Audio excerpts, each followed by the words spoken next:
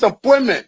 Now the vice president often tell me, since he got a seat as vice president, how many persons have I recommended in this government to serve in the government as presidential appointee? 0. Every appointment in Nima County was done by him. He and I would discuss something as a brother. To implement it, you will bypass me and do different things. I don't talk on it. Now you need to deceive us. The thing we saw, it frustrate us. So why can't you lie? Why can't you steal? Why can't you allow the citizens to be? You see, we just tell you that why we voted you. But you fool us, you screw us, you use us and later on abuse us. So why? The government should lie. Why? But that's the question that we ask. The good person in our whole United Party, that President Parker. You want to say that again? The only person that appreciate good among all the United Party for that President Parker. The rest are ungrateful. The right, they use you and dumb you. But President Parker, if all of them were thinking the President Parker and behaving the President Parker, United Party will have another chance in 2029. Just for now, they do not regard people that help them.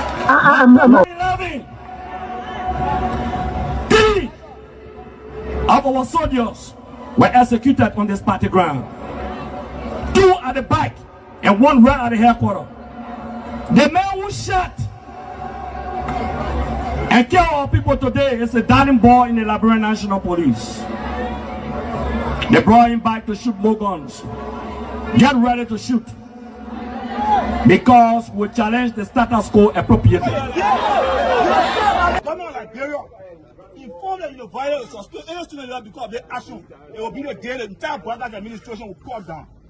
We will massively violate the students in this country and will shut down the Garguah administration. The day that happens, we have the capability to do so. And if they think this renovation project is a joke, let them try it. The fall of the Garguah administration begins with this. If they think they will temper on any student in this country or at the university of Liberia and work away with impunity, while our children saving opponents and logic in the Western world, while we are subjected to agile power and bad learning conditions here, and the thing will say. In the first 100 days, no car will get stuck on a major road in this country. And I mean it. You say it out loud?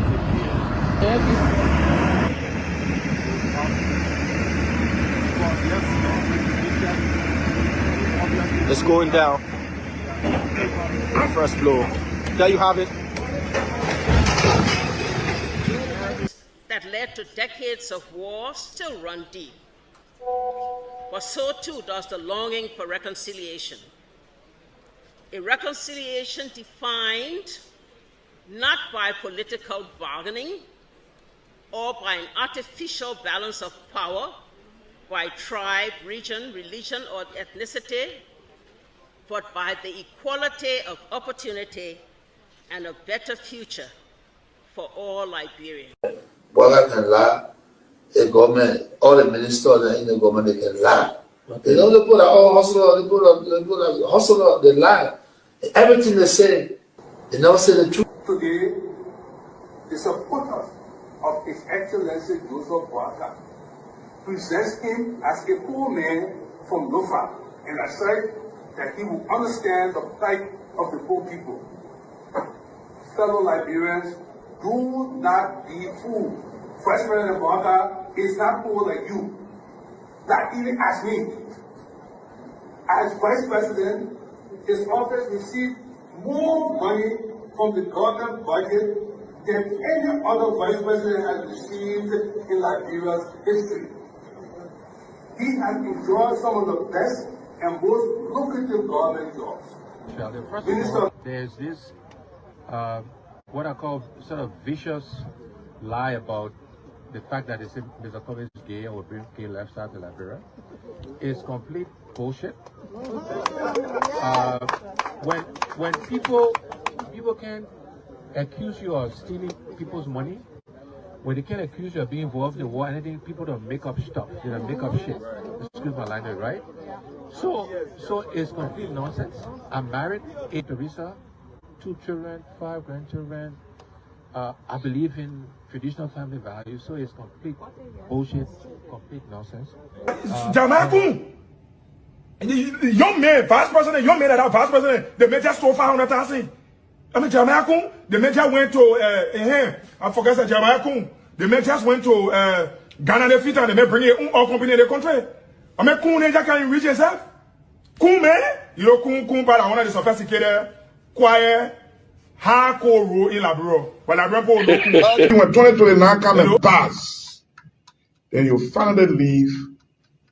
Mission is completed. Now, what the rules of engagement? When the war ended, the guy said, the captain, the commander said, mission complete. There wounded out first. All men on board. Everywhere there is no school, I will put school. And everywhere there is school and school in bad condition, I will renovate it. I told them, towns and villages, everywhere you will have lights in a town for children to play and people to see. I told them, every town will have safe drinking water. If Charles Taylor is the problem, he will be out of here in the twinkle of an eye. And I say, let well-meaning Liberians come home.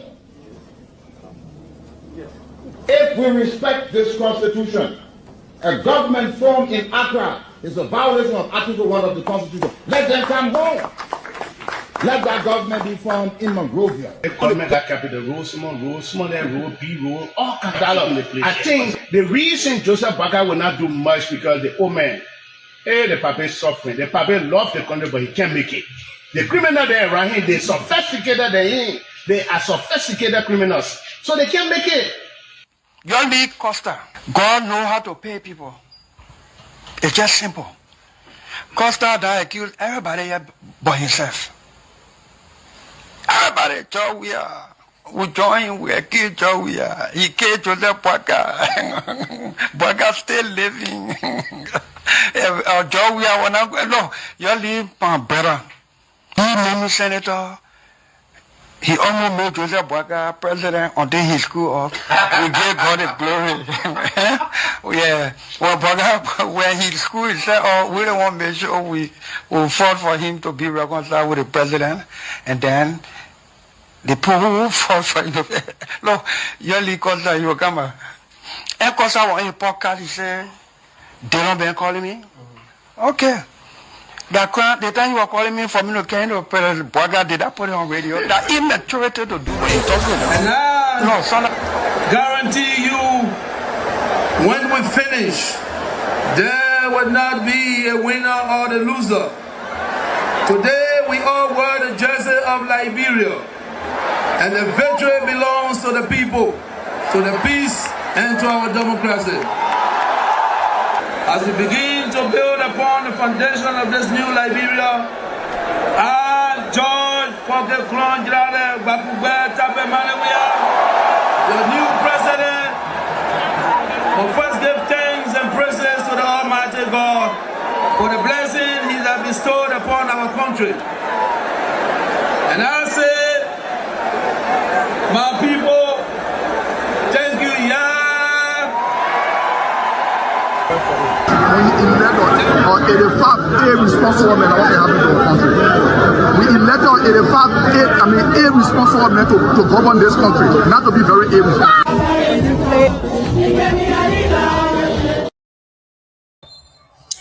Hello, ladies and gentlemen. Excuse me, my tie will be glittering today because that's just how it is.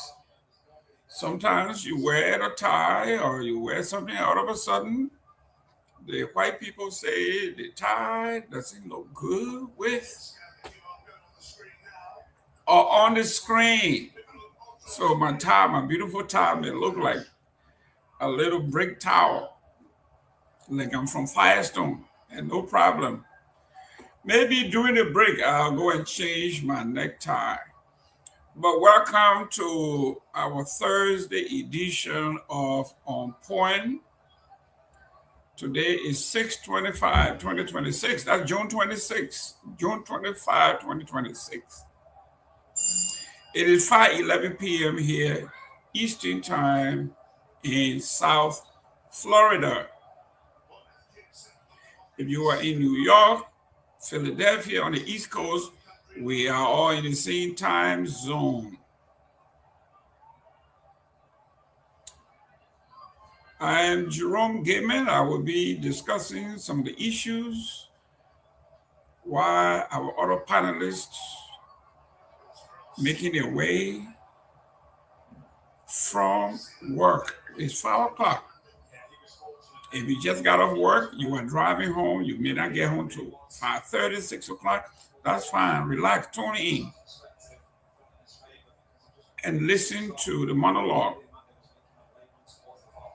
Work up, our brothers from across the water, across the Cavallo River, the Côte d'Ivoire, they are leading Caraco 1-0. Tie or win, they are moving to the second round for the first time in Africa's history. So let's keep our fingers crossed for the boys across the river. The elephants are in town. Today, we are going to be talking politics. We are going to be talking personality. We are going to be talking party politics. Party politics. What is the CDC up to? What is the ANC up to? We're going to dive in deep. There's a lot of rumors going around about the newfound relationship between Cummings and Ambassador George Myean and the CDC. On the front pages of all the papers in Liberia today, the Liberia investigators are coming to keynote CDC anniversary in Zwedru. Billete Yuri Janet expected to attend.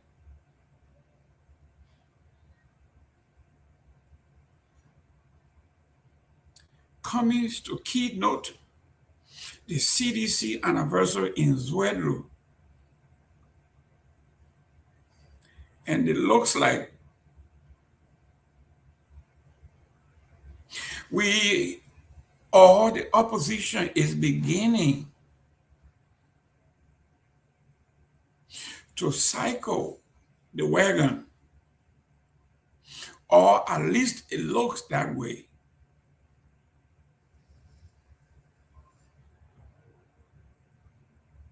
Key personalities are expected to be in Zwedru, Grand Jida County, including Musa Bility, the leader of the CMC,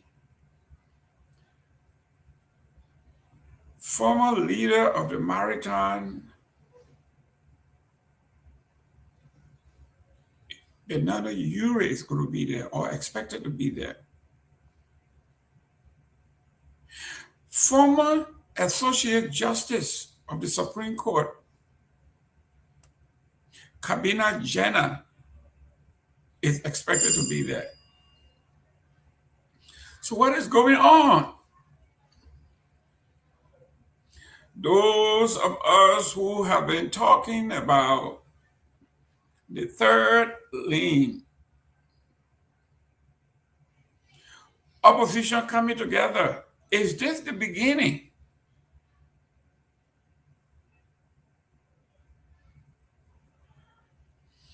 In the meantime, let me talk something. I know the religious people are going to be upset with me.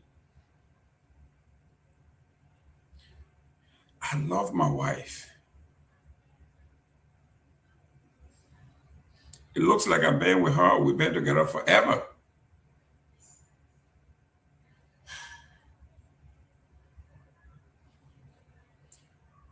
I'm saying this to say, for those who are of the Christian faith, or Western tradition, Western orientations. We say one man, one wife. And it has done good for me, and I guess many of our folks.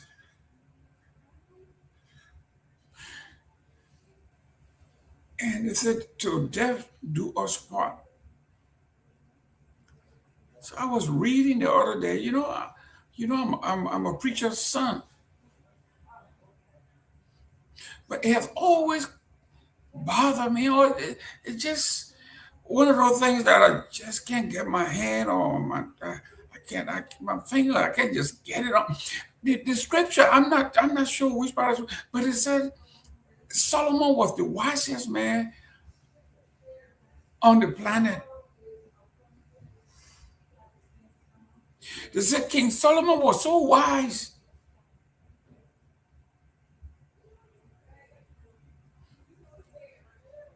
that there were no puzzle that faced mankind or humankind that he could not solve. Solomon, you remember the wise man? But then I heard he married 700 wives and 300 concubines. He had 300 girlfriends.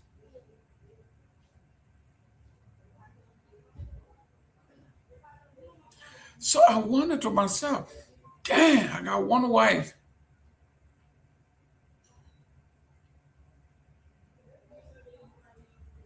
And I think she thinks I'm a handful. And I think she's a handful too. That's what we are all about. We are married. We are one. 50-50, right? Just imagine some guy having 1,000 of that burden. How smart or how wise was King Solomon? Some of these stories make you scratch your head and say, you know what? I don't want my wife. I don't want my children. I don't want my father, the church to say, I don't believe in God or I don't believe in the scripture. But if you were spending one night each with one of those 1,000 pretty women, he will have gone from room or from house number one. He wouldn't come back to house number one for maybe, how many days in a year? 366 days in a year. 365 on a regular, a year that is not leave year. 1,000 days or 999 days before he comes back to house number one. That's almost 3 years.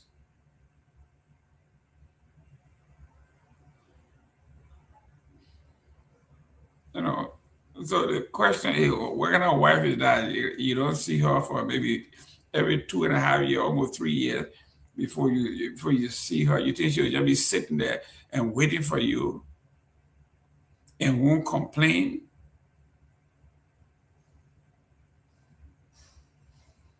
Remember, during those days, they didn't have no cell phone, so Master wouldn't know where Solomon is. If Solomon had to go to 1,000 homes, we got to go from town to town. I don't know whether they were in the same warehouse. So Solomon had 700 wives and 300 concubines.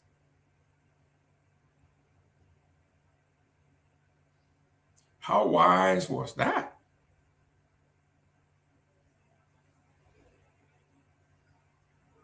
I would like to see Solomon's children, how they all look.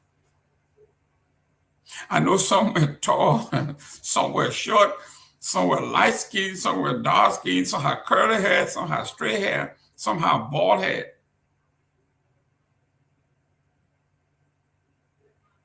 King Solomon 700 women, all by himself. And then 300 other concubines, 300 extra headache. Then in the Bible, it says some guy named Methuselah lived for like 1,000 years or something. And I said, geez. So how come, the same God that we serve, how come God gave this man 1,000 years and gave me 10? That's not fair. 10, 70. Methuselah. I don't want you coming here and telling me that I don't believe in God and I'm questioning the Bible. I'm just saying it make me scratch my head.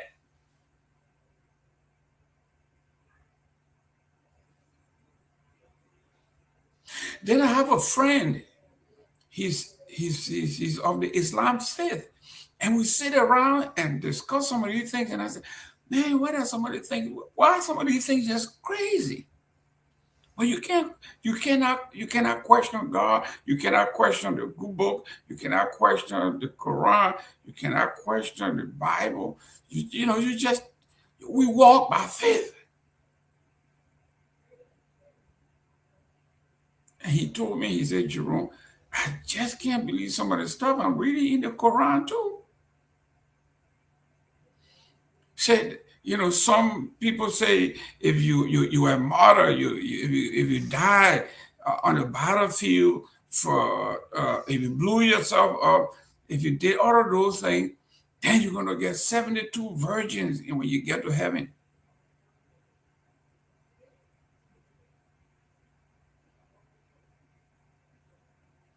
You're gonna get 72 virgins when you get to heaven.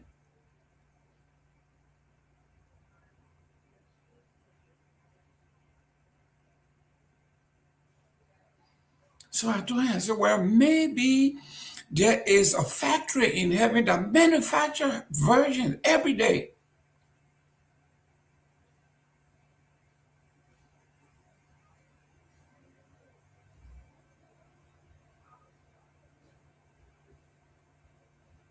Just imagine. If you die, if you blow yourself up,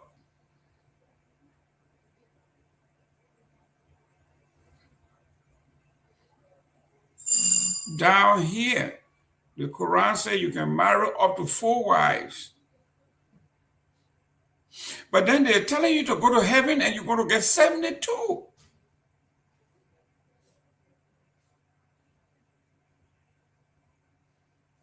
He said he was scratching his head. There's somebody eating here, don't even make sense. But, that's what the good book says.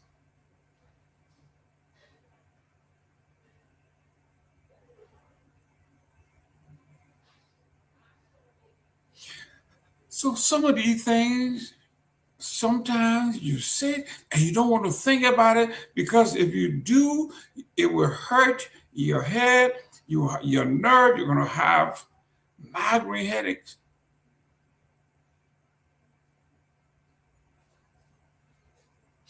And all of those religions have one thing in common. Everything is predicated on going to heaven. They want you to leave the good things of this earth here, because you will get them all back in heaven. You will get the gold. The streets will be paved with diamonds and gold and everything else. And they are telling you to give everything you have to the imam, to the bishops, to the pastor, to the pope. They are living a good life.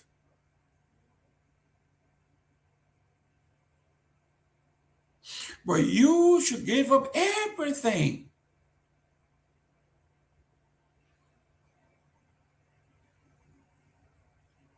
And my Muslim friends were talking. He kept saying, Jannah. Jannah's where Jannah is in heaven, heaven. Huh? So while the imam is living it up, The head of Islam in Saudi Arabia. They are living, in fact, they are princes. They are princes, they are princesses, they are, you name it. They have the most expensive yacht. They got several yachts. They got gold street. They got gold toilet. They got gold bed. They have everything. But only you should wait until you get up there.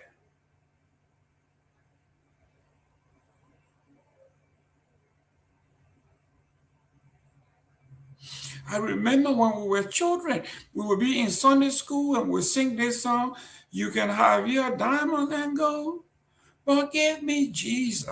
Oh!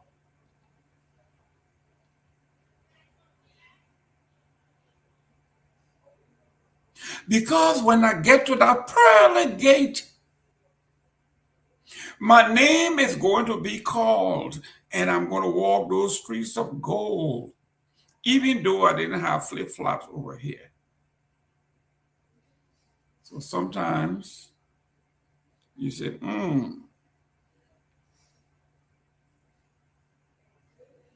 Then I go across the street to my friend, my Muslim friend, and we'd be talking, and we'd be talking on our breath. We don't want a lot of people to hear it. I'm asking you, do you want 72 virgins?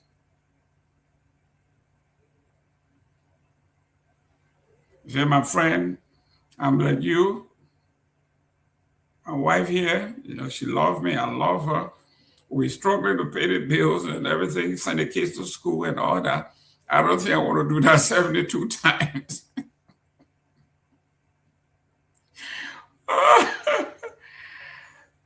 They're good books.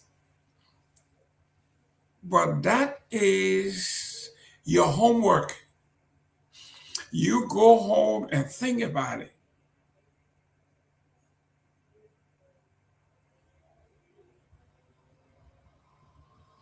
I was watching my friend, Dr. Omar Johnson. He said, any religion that tells me that I have to die before I live a good life, I don't want to be a part of that.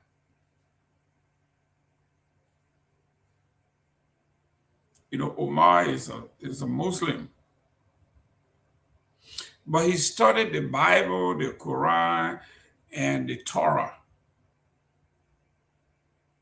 And he made it clear he's a believer, but any religion that tells him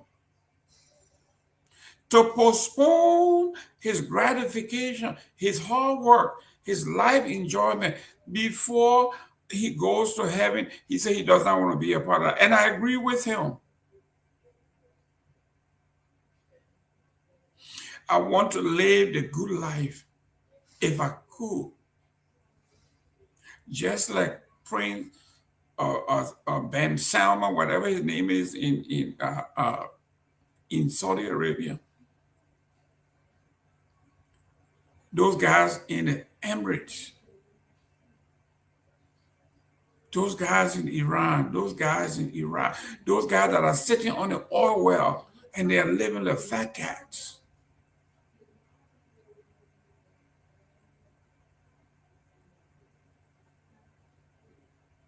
The last time I checked, the Pope has his own special bulletproof vehicle that is made specifically for him. He presides over one of the richest organization on planet Earth. He have maids, he have doctors, he have lawyers, he have attendants, he got security, he got dietitian, he got cook. He has all of those things.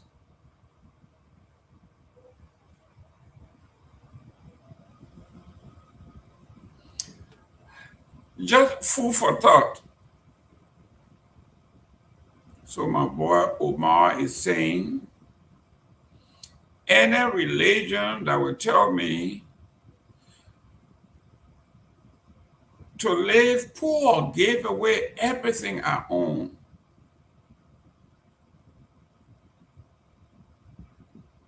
so I can reap it when I get to heaven. He said, that is a religion that I don't want to be a part of.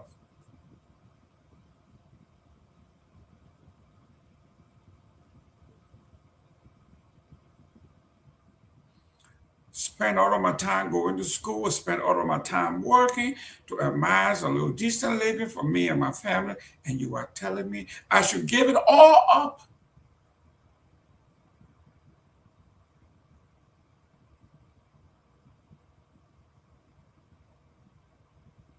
Even King Solomon, when he was here, he did not wait to go to heaven to get 1,000 wives and concubines. He enjoyed himself here. He built temple. He built all of those things. If he did that, he was a wise man. But if I attempt to live a good life, then I'm a sinner.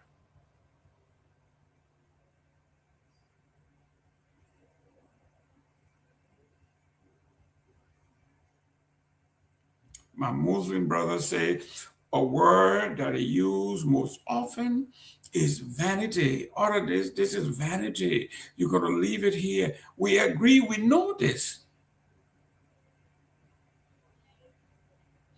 The Sultan knows this.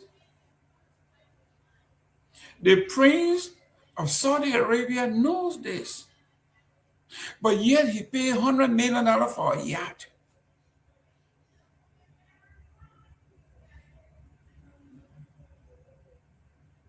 The Emiratis just gave President Trump a gift of $1 billion, I guess, floating house or plane. When they interviewed them, they said, this is our best, and Trump deserves the best.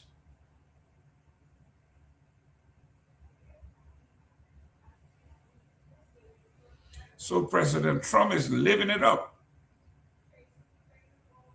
He's going to have a plane, a whole house, flying all over the place. But I should give my $10 an hour job, everything I have accumulated over 50 years, I should give it away.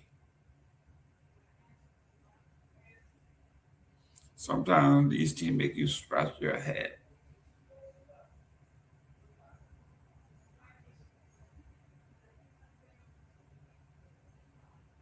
Got one wife, and every day you are struggling to put food on the table, to do all of those things to make ends meet, and life is good.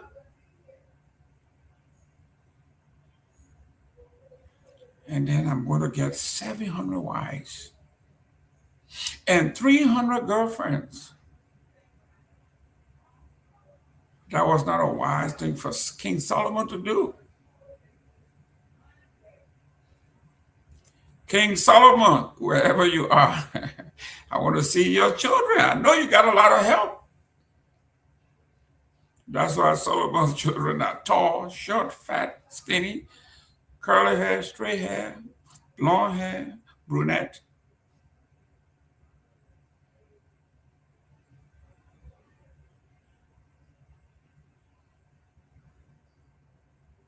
So if you are a great descendant of King Solomon, call me and let me know how that family tree is going on.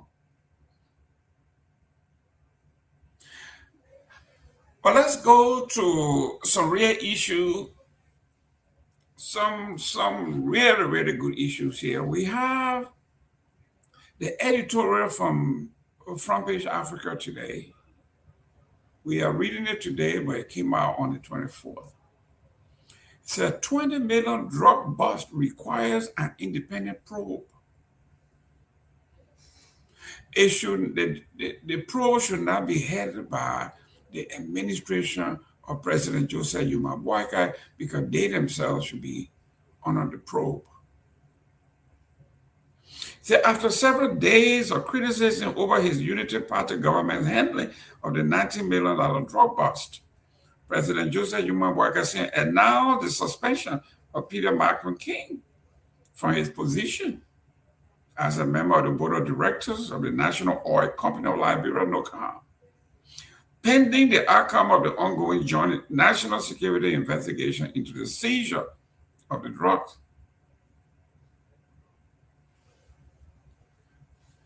So the question here, who is investigating whom? Is it possible for the Liberian government that is under the microscope to investigate itself and be transparent and be credible? The answer is an absolute no.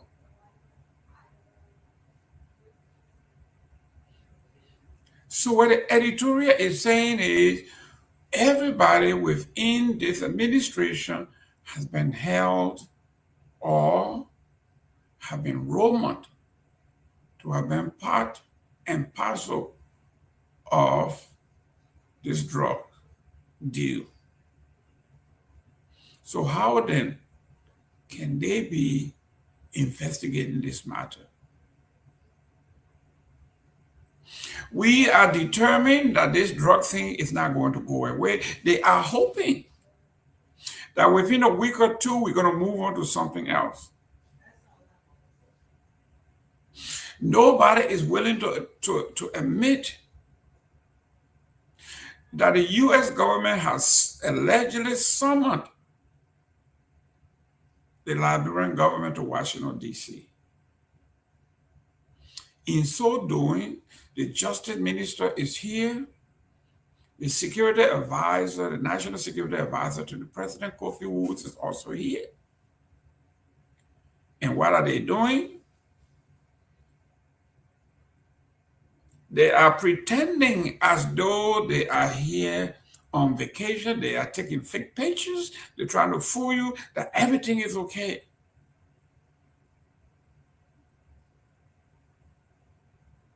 But we all know those photographs are all staged. They are all managed to give us the impression that everything is okay, which we know is not.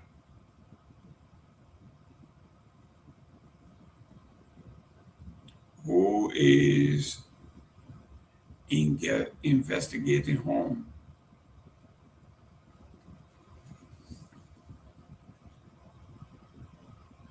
In politics, the Liberian investigator of the front cover says Commies.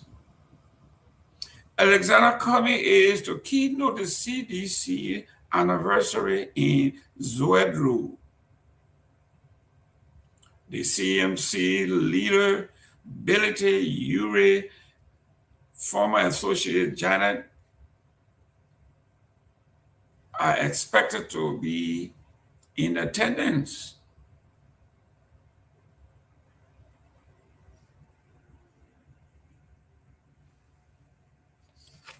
What is going on?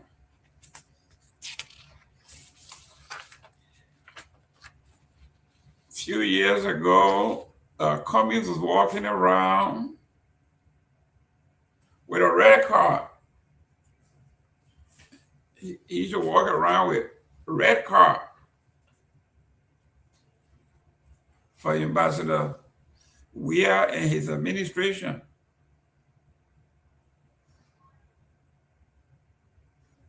He walks around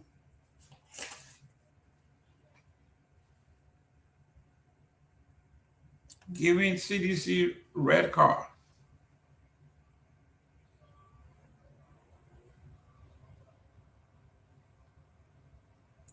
So it says, Alternative National Congress political leader Alexander B. Cummings will serve as the keynote speaker at the Congress for Democratic Change's 22nd anniversary and Militant Month celebration in Zwedru, Rangida County. Headlining a gathering the party is casting as a national forum on the country's democratic future. The invitation signed by the CDC National Chairperson Attorney Janga Cole, dated June 15, asks, coming to deliver the keynote address on Saturday, June the 27th, the closing day of the celebration, which run from June 23rd, 2 days ago, through the 27th. The event carries the theme Zwedu Rises.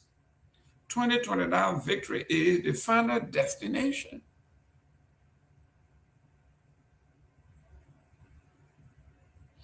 Cummings is expected to share the platform with a cross-section of the country's opposition figures.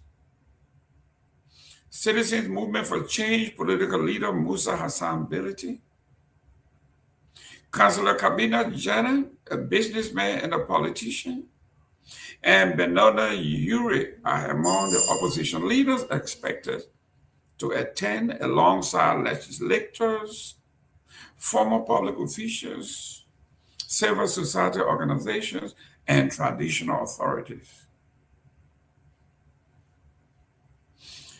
In its letter, the CDC said that this year's celebration had been redesigned as a national political renewal and a policy dialogue intended to promote reflection, accountability, and democratic engagement, a departure from the rallies that have marked previous anniversaries.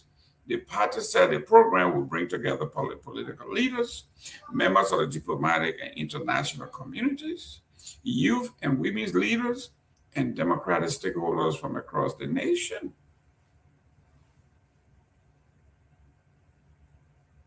The timing comes at a moment that the party described as one of the growing public unease over national governance, economic hardship, and the declining confidence in our institutions.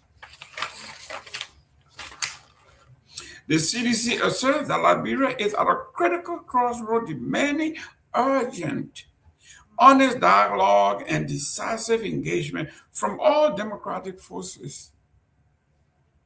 The invitation reads, adding that the moment calls for reflection on governance, leadership, accountability, and the stability of the country's democracy. The party told Cummings that his participation will strengthen the gathering credibility and national significance while advancing opposition solidarity and a clear vision for Liberia's path forward. This was written today, the 25th of June 2026, by the editor-in-chief of the Liberian Investigator, Leonard Dudu. In other news, Boyka backs proposed national health insurance scheme to expand affordable health care.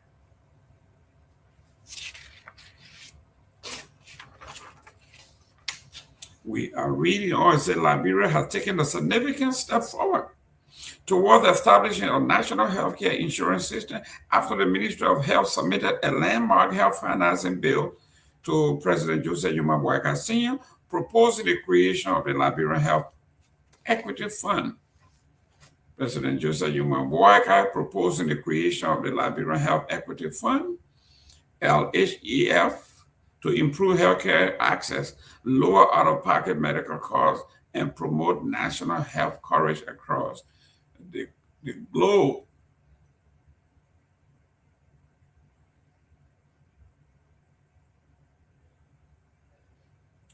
Lower out-of-pocket medical costs, promote universal health coverage across all 15 counties.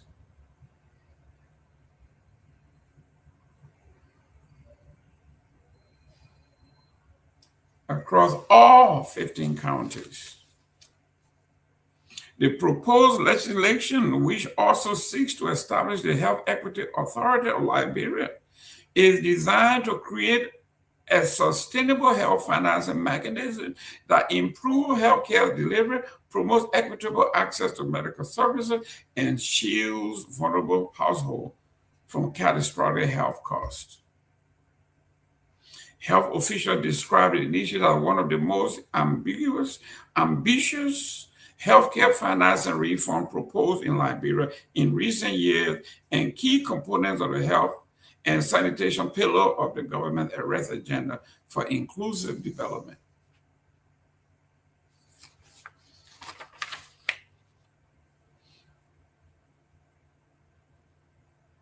Health officials described this as a landmark legislation. The proposal was formally presented Tuesday at Executive Mansion, where the Ministry of Health outlined a framework aimed at building more resilient and sustainable healthcare in the Republic of Liberia. Now, they are now going to establish another agency called LHEF.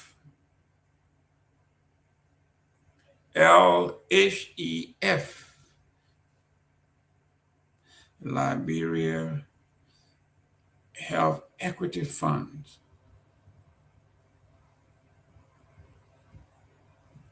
The proposed legislation, which also seeks to establish the Health Equity Authority. There we go. There are no jobs being created in the private sector. There's no investment in the private sector.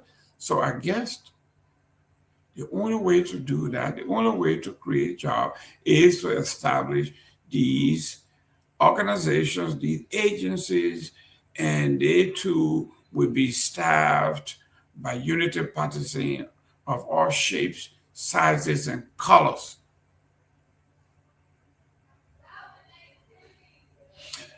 If someone is a statistician out there, please tell me how many new agencies have this government established since they came into power. It looks like there's new agencies popping up everywhere, new organizations popping up everywhere, and they are creating more jobs for their own, not from the private sector, but from the same budget.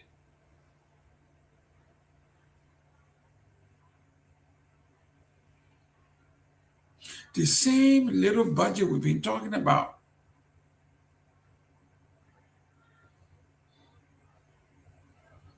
Is the one they are going to fall back on to establish another agency, Liberia Health Equity Fund.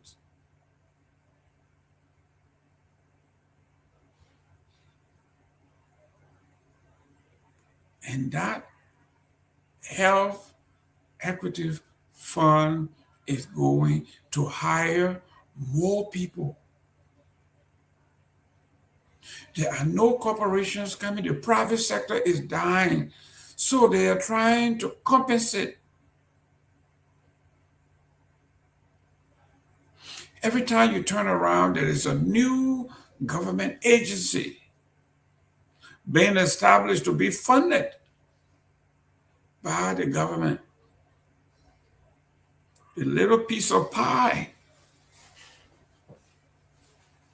After the government takes out theirs, the little piece that remains for the folks, they are now going to split that into several pieces. They are adding another one called the Liberian Health Equity Fund, LHEF, to be established.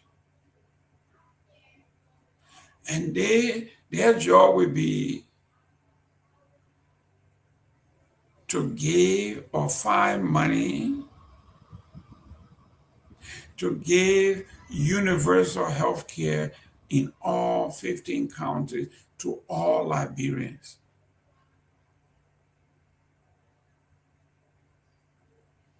What they are not telling us, What is the budget to run such an agency? How many folks will be running this agency? What is going to cost us, and where is that money coming from?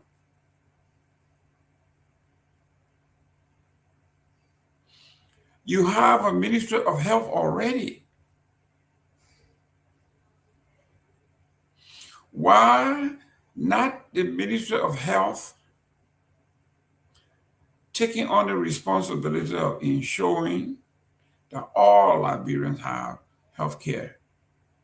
So within the Department of Health, you are now establishing another agency called Liberia Health Equity Fund, to be headed by another UP person with maybe 200-300 staff.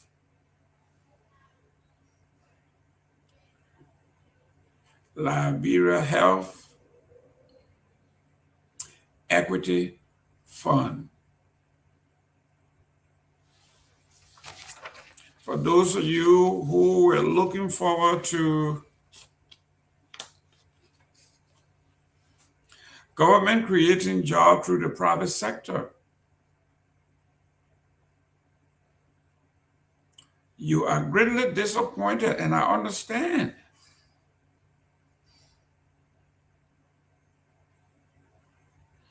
But that is the country that you have. In other news, the Liberian Foreign Minister, Minister Nyenwolo, pushes the U.S. government to help Liberia support energy and permanent status for Liberia on DED in these United States. I agree for us to advocate for the DED folks, but I do not advocate that our public utilities should be financed by somebody else.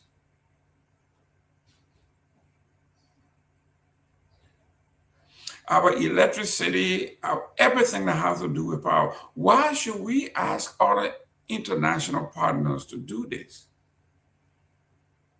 When are we going to be creative enough to say, as a nation, as a people, as a sovereign country, we are going to provide our own public utilities?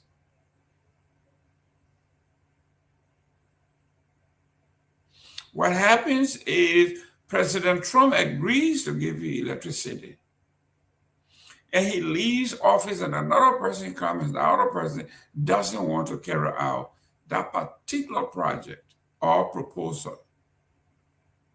What happens? This is why leaders who are innovative, creative, and resourceful will say, whatever little money we are having in this country, we are going to use it for the benefit of our people. This is how we are going to do this for our folks. Instead, there's nothing on the table from the Liberian end. The only thing that is available is handout. Gimme, gimme, gimme, gimme, gimme.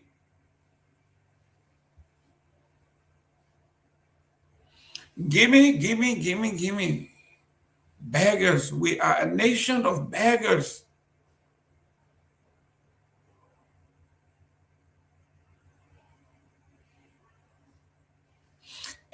Almost every office you go to in that country, there are PhDs all over the place.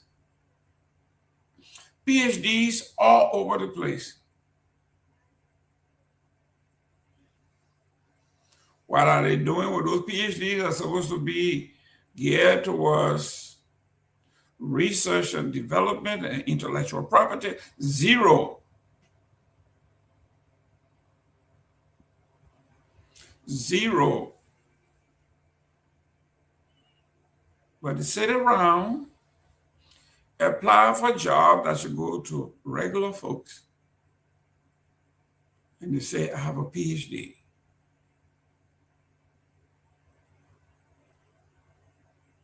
with no corresponding experience as to why the job belongs to them.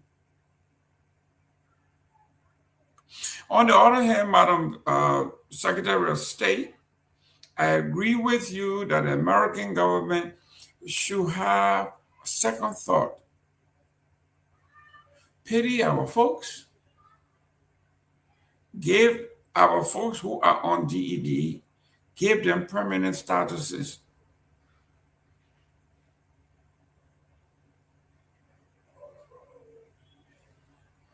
Let them become earnest earner in this country with a clear pathway to citizenship.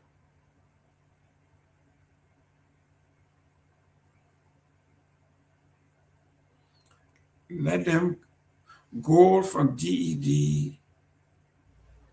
If there's no criminal record, if they have paid their taxes, been out of trouble, never got into trouble, they need to have a condition that would provide for their children and their families to be here permanently without hiding or fear of deportation.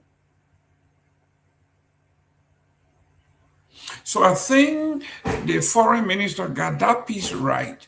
But as always, the politicians never give you a clean bill. They always attach something else to it. Instead of just talking about our Liberians in this country,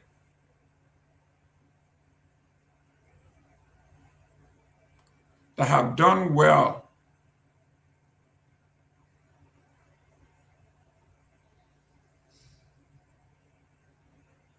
to transition from temporary status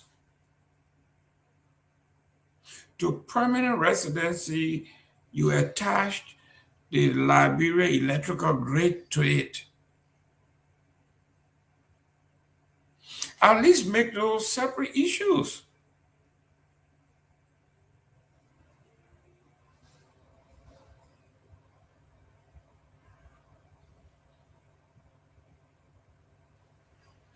So now the United States has two things to do.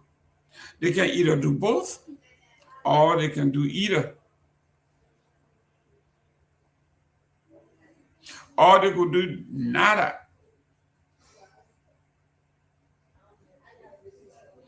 Why should another nation give you electricity in your own home?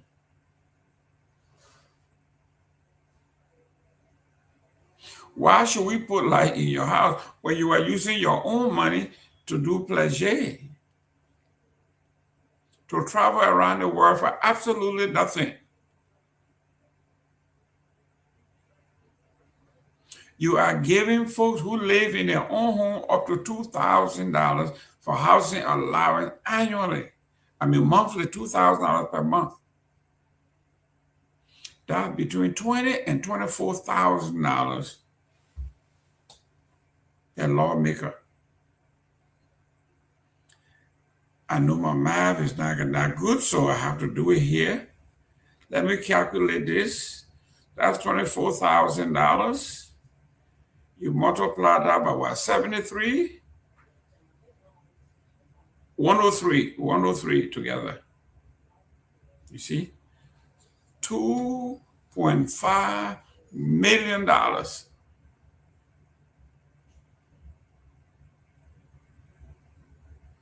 $2.5 million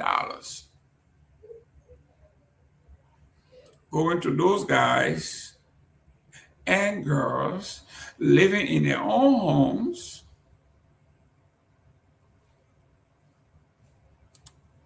getting paid for nothing. So why should these people fight for electricity? They have electricity in their homes, their generator, their gas is in the budget.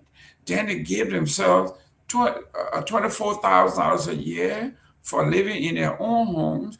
Then when they get called back for special session, they get paid again for that.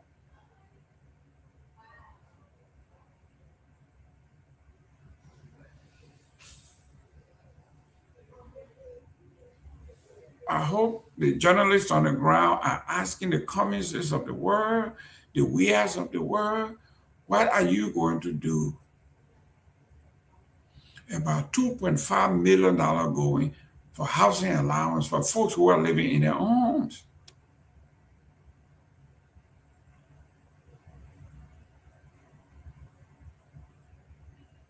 You're talking about scam on the executive level. Let's go into the House and the Senate legislature. You can't blame Boyka on this one.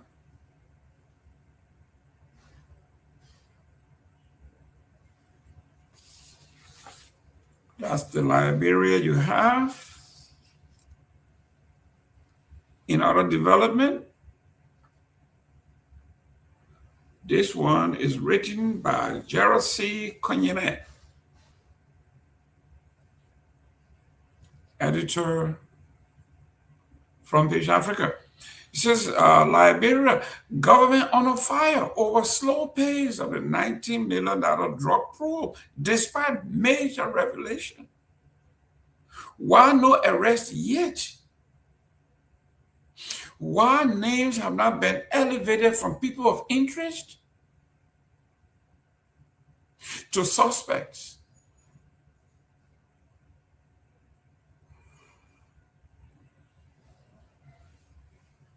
That's the question that is on everybody's minds.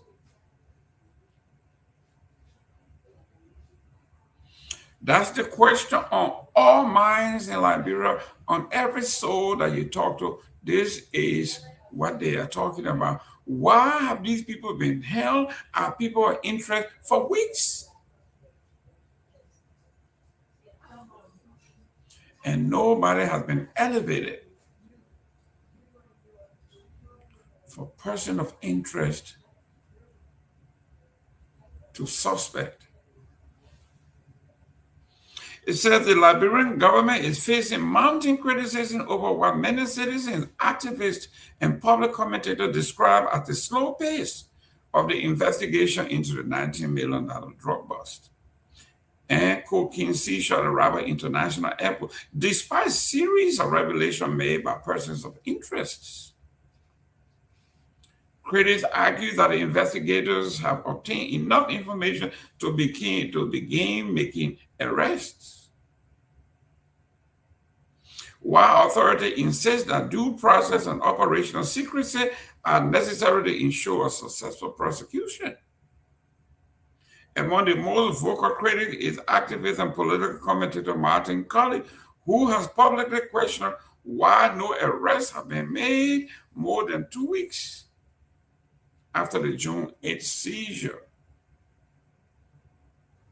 Paul King, Peter King, have to tell us how the lab pies and the chicken soup into Liberia, who inputted them, and how they ended up at their residence.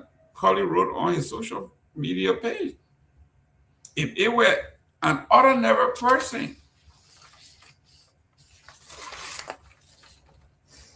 on June 8, officers of the Liberian Drug Enforcement Agency and other security agencies intercepted approximately 237.6 kilograms of cocaine concealed in 6 cargo boxes at Rabat International Airport.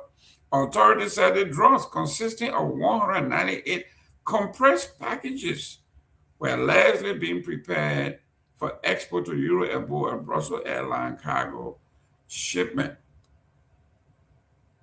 A joint security task force comprising the LDEA, the Liberian National Police, Ministry of Justice, National Security Agency, and other institutions subsequently launched an investigation and identified at least 10 persons of interest. This is the crux of the matter. In its 3rd week, we are at something called status, how do you call it? Yeah, status quo. auntie.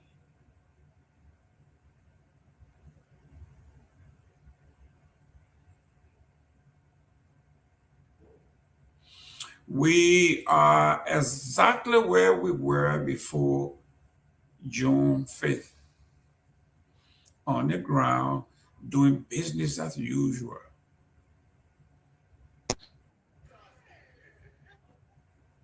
We are exactly where we were before June 5th, right where we were.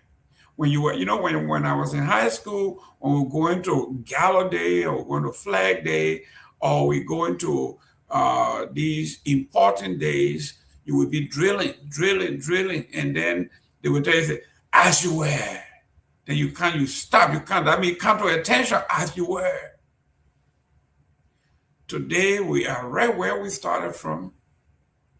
They are shifting blame. They're looking for scapegoats. They're looking for anybody to put their hands on. Nobody have been elevated from persons of interest to suspect. Because when you say this man or this woman is a suspect, you better have the evidence or your behind is going to be taken to court. So you go out there and you float people's names. And the American government allegedly has summoned you to Washington, D.C., and you come in here and you're pretending as though you are on vacation, and you're taking all these fake photos and you're putting it on Facebook, you're publishing it everywhere. My friend, we know exactly what's behind those photos. You are sweating. The old man used to say, goat can sweat too. You can't see them because they got hair. We know you are sweating. You can wear the most expensive suit with your red shoes and you can be laughing. We know it is hurting because your feet is on fire. Uncle Sam wants to know what's happening. Left Liberia under the clouds of darkness, floating people's names. We are not biting.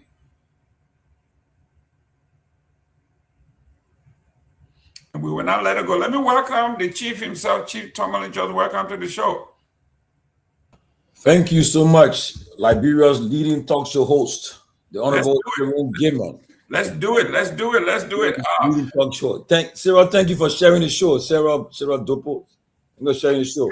Yeah, it's good to be back on the show again tonight. And I've been following you. Yes, you're hitting all the points.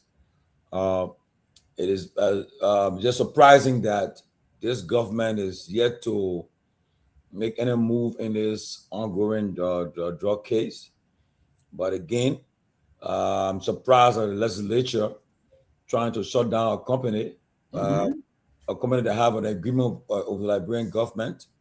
You want to share it. And one thing, Liberians should not run to judgment. They want to use these guys, put their names out there so that they can cover up the mean people behind it. So they're using these guys and so forth. Now they pushing, calling for, oh, you should shut the company down, all kind of suspend the company. That's not how it works, though. And I think I heard that these guys, legal team, will be coming to the public tomorrow. So I think that's the way to go. Come to the public tomorrow and bring the public up to date on what's going on, and let them know that you guys, that your clients are not just won't just be used as pawns, but it's a serious thing. And the president delivered an address to the nation off camera, recorded it. But when I think about our country, I'm worried. And still, as we approach 2029, people say it's still far. Yeah, it's still far, but at the same time, we don't know what we're standing. And I mean, for me, I see the ruling party already having problem in their camp.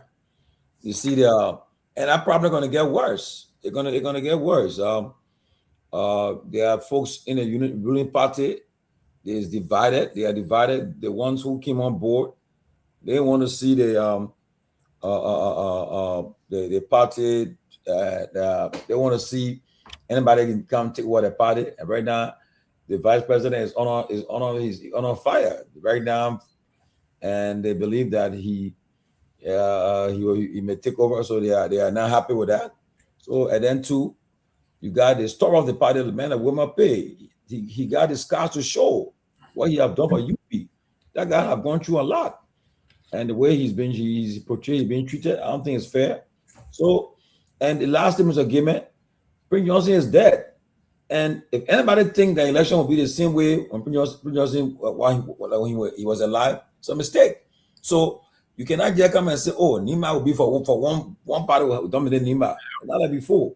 People actually had the ability to take Nima over. Now let's see what happens. I don't see anything. I don't really see there will be any much change. Any much dominance by one party, especially so when Nima is getting split. There's no way you're going to an election where you got Koga, a senator, you got other Nibayans who are not happy, and then then you got Madam Gongloe, who's another powerful Nibayan too. So that country will be split. So Montserrat will be the big fish, and then Magibi Bong, they will be the one to make things happen. So we're watching it, and as we said, we just got to keep on monitoring what's going on.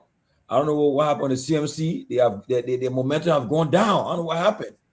CMC, I mean, they're going down. I don't know. I'm shocked that they're going so down. I don't hear much about them. You sound like that gentleman on CNN when he says Trump number is way down, way down.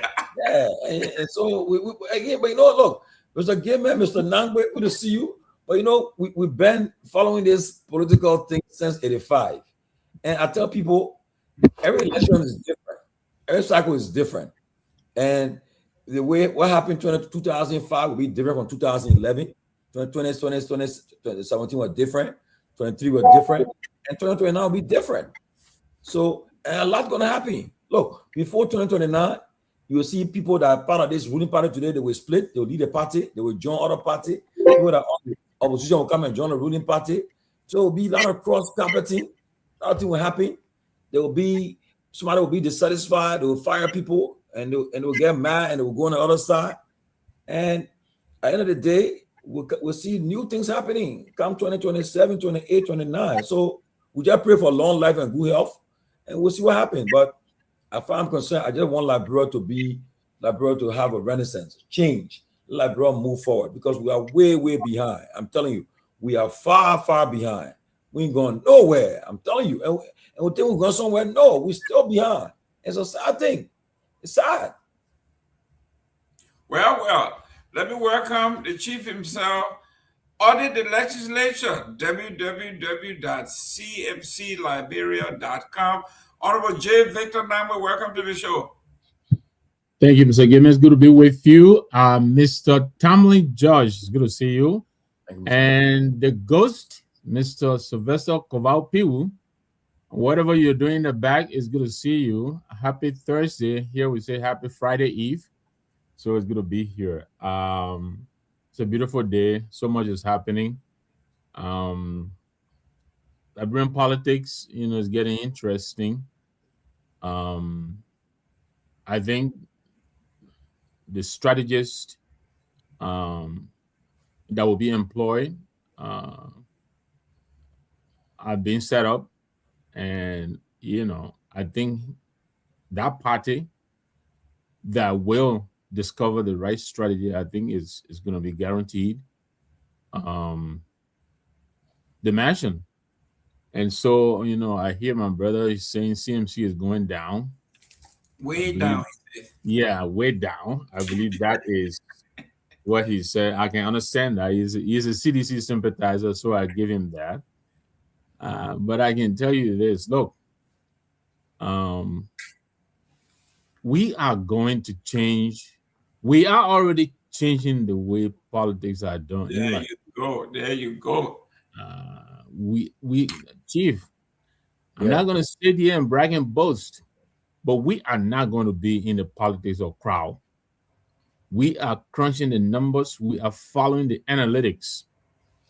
This going election, I think 1.4 million people registered to vote out of a vote of 5-point-something million. That's a sizable portion of Liberians that were left out. We are going to reach those Liberians. We're going to bring people to the polls. You can take the 1.4 that voted for your last election. We can take a whole bunch and put it aside and bring in a brand new set and still win the elections. Yeah. We're not going to be sitting down, and talking about people gathering grandkids, while the president, who is the standard bearer, is in the U.S. watching soccer game, and you're fooling the people. You got coming and other people running around. Maybe we'll go there too. CMC will go there. But let me tell you something. Let me interrupt you small. Let me interrupt you, Mr. Nagbe, for God's sake. You think, on a serious note, you think if CDC come back and say they want, and they're really running, they get a cast together, you think any party we can close to that?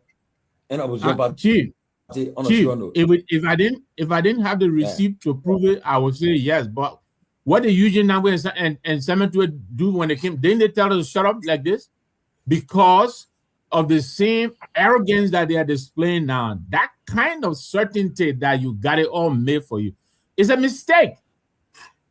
And let me tell you, and let me tell my brothers and sisters in the CDC, we are in the same opposition. If they come in a space with that attitude again, they will go home empty-handed. The Liberian people surprise them, and they will surprise them again. We all need to get out and get our hands dirty and get the work done. But to perch on a little branch and wait for the victory to come to you, I don't think it's going to happen. I don't think so. And I think the president, the party that understands that game and go to the people, I think that is the party that will be in the national come 2029. It could be the CDC, but I'm saying they have to change the strategy. How is it they're having a convention in Grand Gita and the president is over here, the former president is watching a soccer match? And don't get me wrong, the World Cup is important. His son is important. I get that. Maybe a good thing would have been to probably reschedule the convention, but I don't think it's a good show for the president. His party is having a convention, and he's not going to be in country. I don't understand that. Help me make that make sense.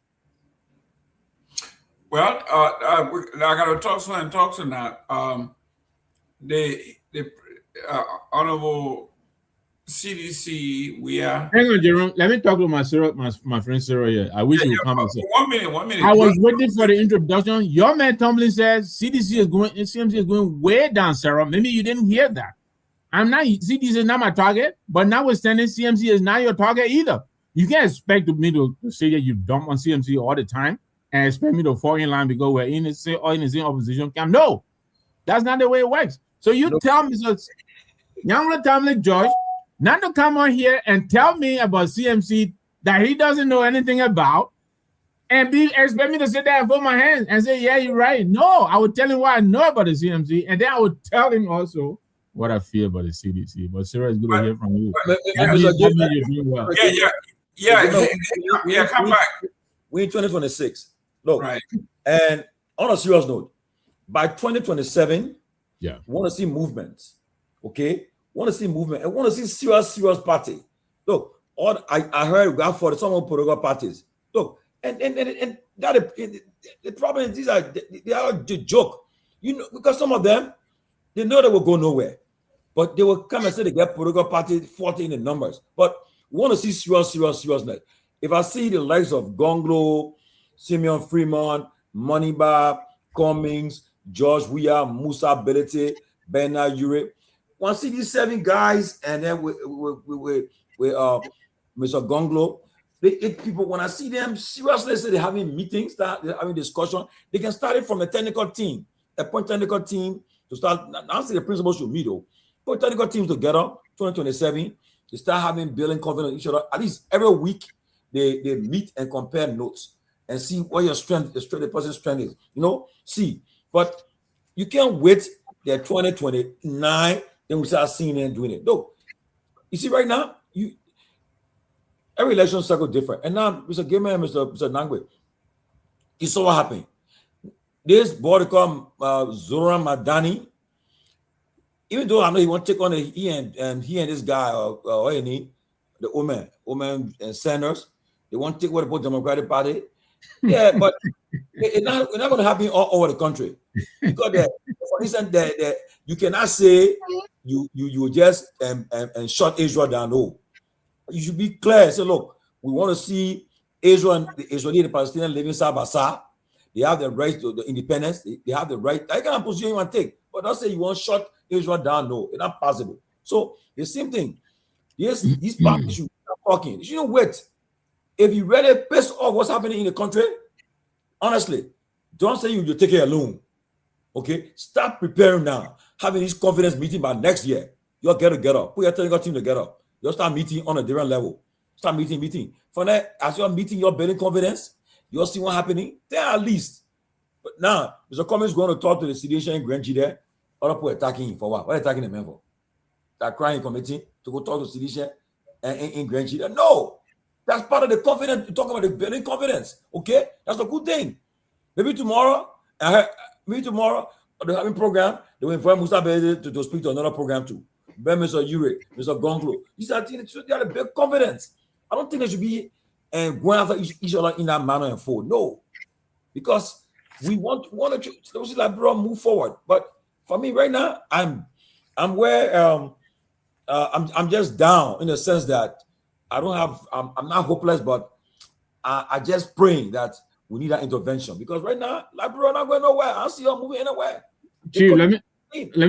I agree with you in many points. Let me just quickly on the New York thing. You know, right now the Democratic Party, I think there is a lot of tension between the old guard and the young fellow. You know, OAC. You know, Madani now, and I think they have a good point. Chuck Schumer and all of these guys, they've been around way too long. They need to give some of the young people, you know, breathing space. But I agree also that the kind of shift that they are pushing, I think is too sudden, and it is bound to produce a very, very huge rippling effect. But notwithstanding, I don't fault them for trying out. I think if you check the polling, the majority of the party is with the young folks. Because look, what Trump is doing, this guy is ripping this country apart. It will take all these decades to bring it back on track. You know what I mean? He's ripping every meaningful engagement that the U.S. has had. He's ripping it apart. He's pulling out of every useful organization, as opposed to helping. You understand me? To strengthen whatever is wrong with the organization. He's pulling out of. He's insulting NATO members. You understand me? He's pulling out of the UN. You know, he's building the Bowl of Peace and all of that. Nobody heard about Bowl of Peace from the time the Arabian and the Qatari pump all the billion. This is what he's all about. He just wants money. So the Democratic Party is supposed to be the voice of the people to correct this man, bring it back on course. But they're not doing that. This is what the agitation is about. But let's come back home. I totally agree with you, and let me tell you this, and you know the official announcement is coming. But we are planning a convention here in the U.S., and I will be chairing that convention. We're going to be having it in Philadelphia. We will invite the same people. We will invite the CDC. We will invite the ANC. We'll invite all of our opposition. It is necessary for us to show unity. But here's my frustration, and I will say it again. Cyril can type what you want. If the former president is serious about opposition unity, he has to behave and show it. What he's doing is disrespectful. You cannot call all the people to assemble in Grand Jury and you're here in America. What does that mean? And I haven't heard from my base yet, but I think the CMC was also invited, and I think they will go because they want to respect opposition unity. But what the former president is doing is not the way it's supposed to be done. Listen. He's supposed to be there. But he's supposed to be there. Yes. Listen. If he considers any importance to him, he's supposed to be in Grand Jury. Victor. And now in the states why the convention is going on, but go ahead, Jerome. Victor, let's talk so. The president works for the United Nations, for FIFA, right? This thing was planned 4 years ago. Which thing now? His trip to supervise racism and the getting rid of racism and all of these things. That's the job to be there. Even their own convention here in Philadelphia, he told them to move it up until after the. That's exactly what he should have done with the convention in Grand Jury. That's the point I'm making. But the point too here is, if he did that, people like us now who are in the opposition would say he's a demagogue. They should put everything aside and wait for him. But this is to show that a party can go on without an individual. It's an institution, maybe that. But let me read what it says here. It says. More than that. I wanted to say something quick. The ideal thing would be Sylvester. This whole Walker thing is a month-long affair. He could have taken that one weekend and gone to Murray and come back. Yeah, but go ahead. But let me remind you, I think, Mr. Nagbe, this is totally unfair. And I'm not see Sonny here as the spokesperson of the CDC whatsoever. But we ought to come back. And you see, that's one problem sometimes, disappointment with you, Chief Nagbe. You want to say the other way that it's awkward here, but you don't want to say when it's awkward from your end. If you can recall, let me refresh your mind quickly. During the past by-elections, you had your candidate in a race and your political leader abandoned that candidate. He was out in Europe. You didn't criticize that.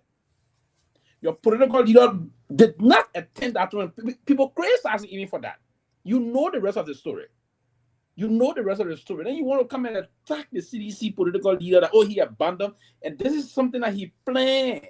And that your political leader, and he left the country days of the election, and they said he abandoned the candidate that was contesting the election. You know the rest of the story. And then you want to come today and criticize the CDC political leader of abandoning. Listen to me. Let me say this to you quickly. Then we move back to the agenda. Because I haven't been invited here to introduce myself, but let me just say this quickly. That's a preemptive strike. Let me say this quickly. The CDC is a structural political institution. It's not only tailored on George Weah. So if George Weah is not in the country, the function of the CDC cannot be tabled because George Weah is outside the country. It's an institution. It's not an individual. It's not the process of individualization here. It's an institutionalization, right? So the party is moving on over activity despite the political leader is absent. He's on an international assignment. The party is in the know of that, and that was properly communicated to the party leadership that the political leader is out of the country. Meanwhile, someone will deputize the political leader. We have structure in the CDC. There is a structure there. So he's going to be deputized. And then, but for you to come and criticize that, I didn't hear you criticize your political leader when he abandoned your candidate contesting the elections. That's the scene. So almost, and I at the time spoke. I said, hey, the CMC is structured, and I came over defense even for the political leader that the CMC is a structural political institution. So if the political leader is out, there should be a way to do. But if you want to come now and criticize that decision and you didn't do it at the time, then one would say that's being hypocritical. But again, I think Mr. We have a role here is he's appointed to play a global role. He's a global outcome. He's an international civil servant at this level because he's working for the international organization, one of the not only international but the most powerful international organization, FIFA, and the most richest international organization also. So he's playing a role, and this and the whole world have converged on this continent. Yes, in the United States of America, Canada, and that of Mexico. The world, 42 countries across the world. That's a total representation of the entire world, and he's a world representation currently. He's playing that role. So he's an extraordinarily international icon. So he will have to play his role as the political leader, but he has not abandoned that person. I just thought to remind you, Mr. And let me strongly disagree with everything you said, Sylvester Pewee. First of all, let me tell you this: elections are not the same as a party convention. No, they're the same. It's very important. Elections were the elections of Mark Brown to the Senate. Everything had to be put in place when the political leader left to go and meet with the party in Europe. Yeah, Jerome was in that meeting. You understand me? Yeah, we discussed that. You made your point, no. But let me say this. If you invite me to your house, Sylvester Pewee, and I'm coming to your house, and then you get up and you go and sit down in the club in Calabash, and I'm sitting in your house, do you call that respect to me? No, and I agree. I want you to that. Is that respectful to me? Yeah, okay. And you invite me to your house. You tell me my man come to my house. I will respond to that already, Chief. That would not be respect to you. But thank you. So then let me go ahead. Let me finish. Then you can come back. Let me finish. It's not a scene. What the former president did, what he's doing, and I hope he will take time to go to that convention. I hope he will take that weekend to go to Grand. But if he does not, it does not look well for opposition unity. Right now, he is the biggest opposition politician in Liberia. I get that. But he has to play the part. Be cannot be an absentee opposition leader.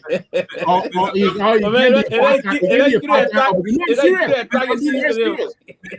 very serious.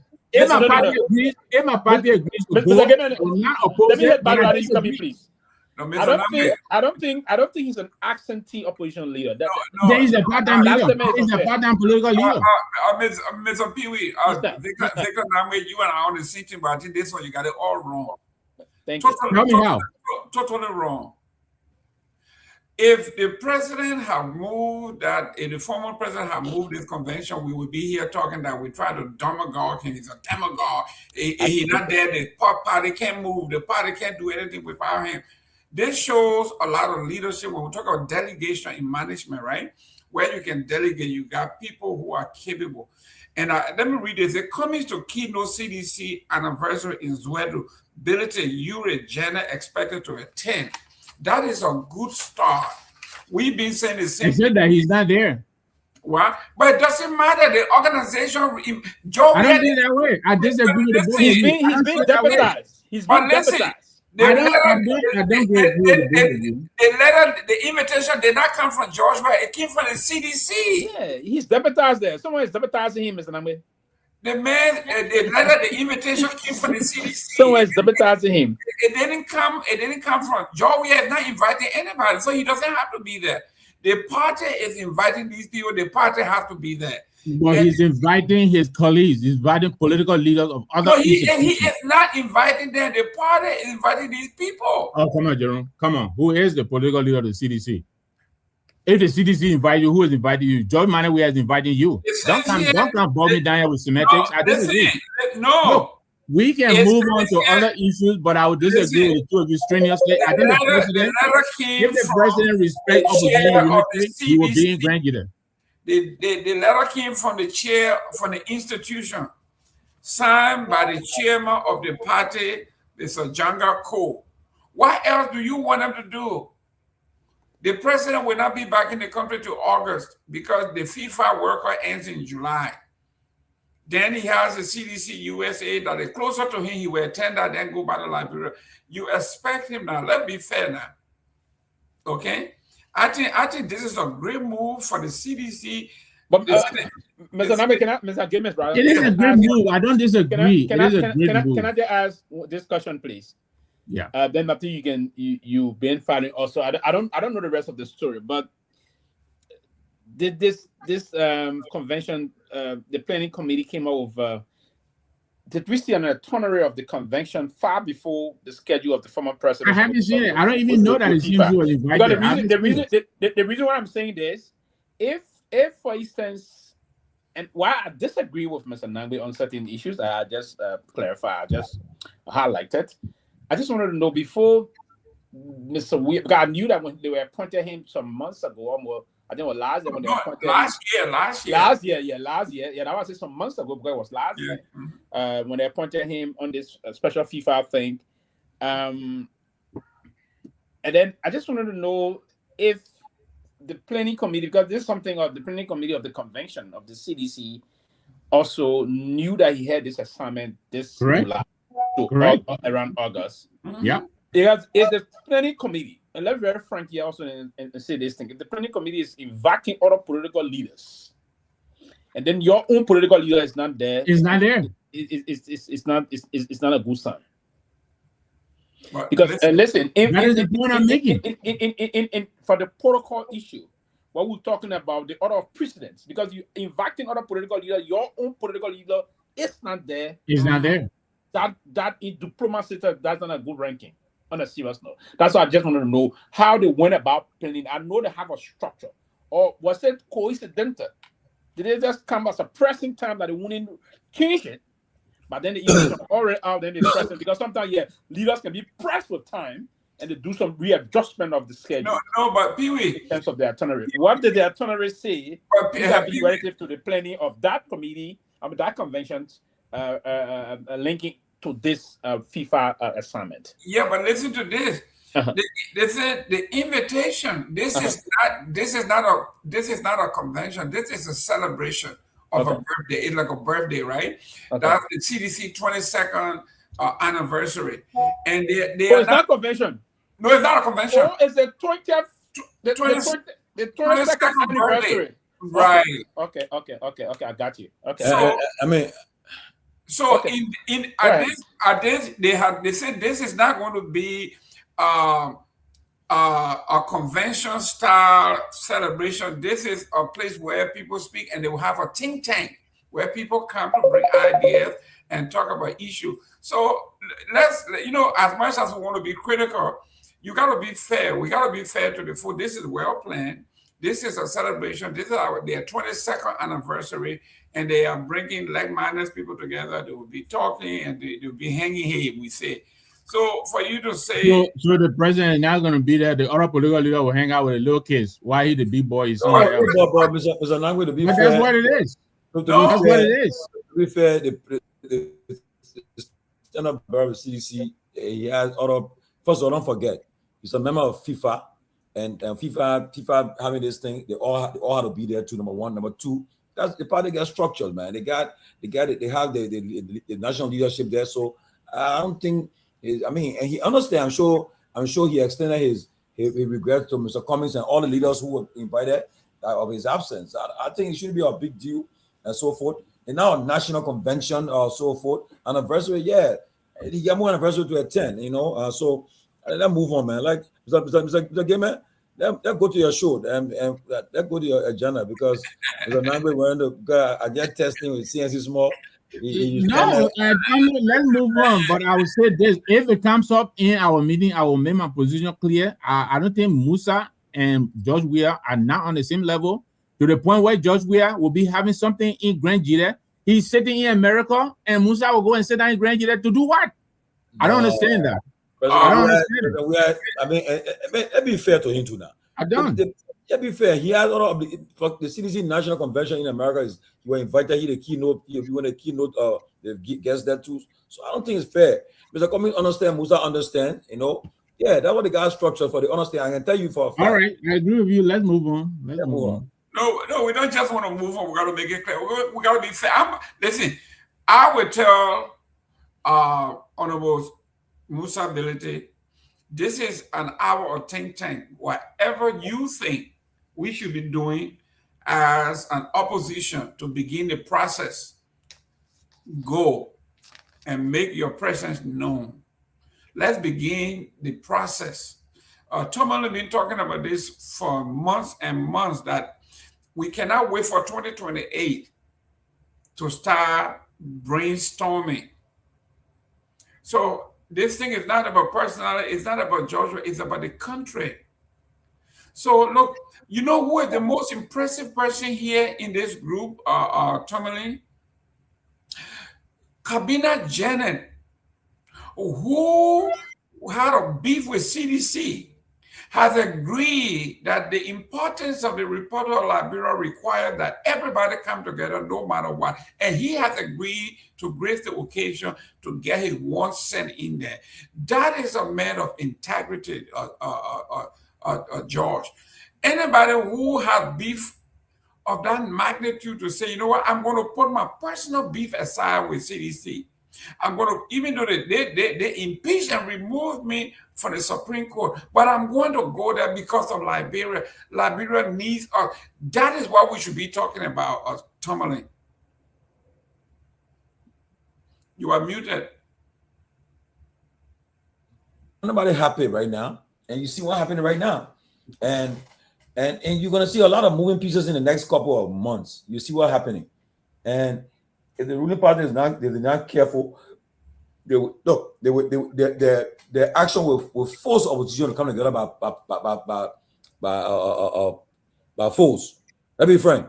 It's like, I mean, I like Mr. Gayman, but because we have a prize, we're going after that prize, we're forced to come together. Yes, I'm forced to talk to him.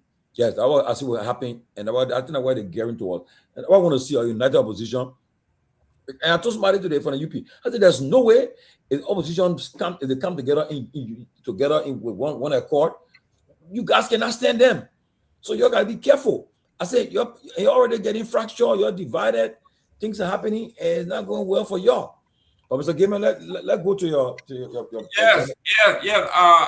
Those of you who are Chief Kabina's fan, I salute the former Supreme Court Justice.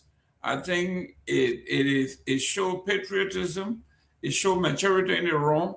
He doesn't have any grudge against anybody about Liberia. So yeah, but the main topic for the day is former minister accuses VP Fala, the Fala of the plot to undermine the Unity Party. But the VP said that's a lie.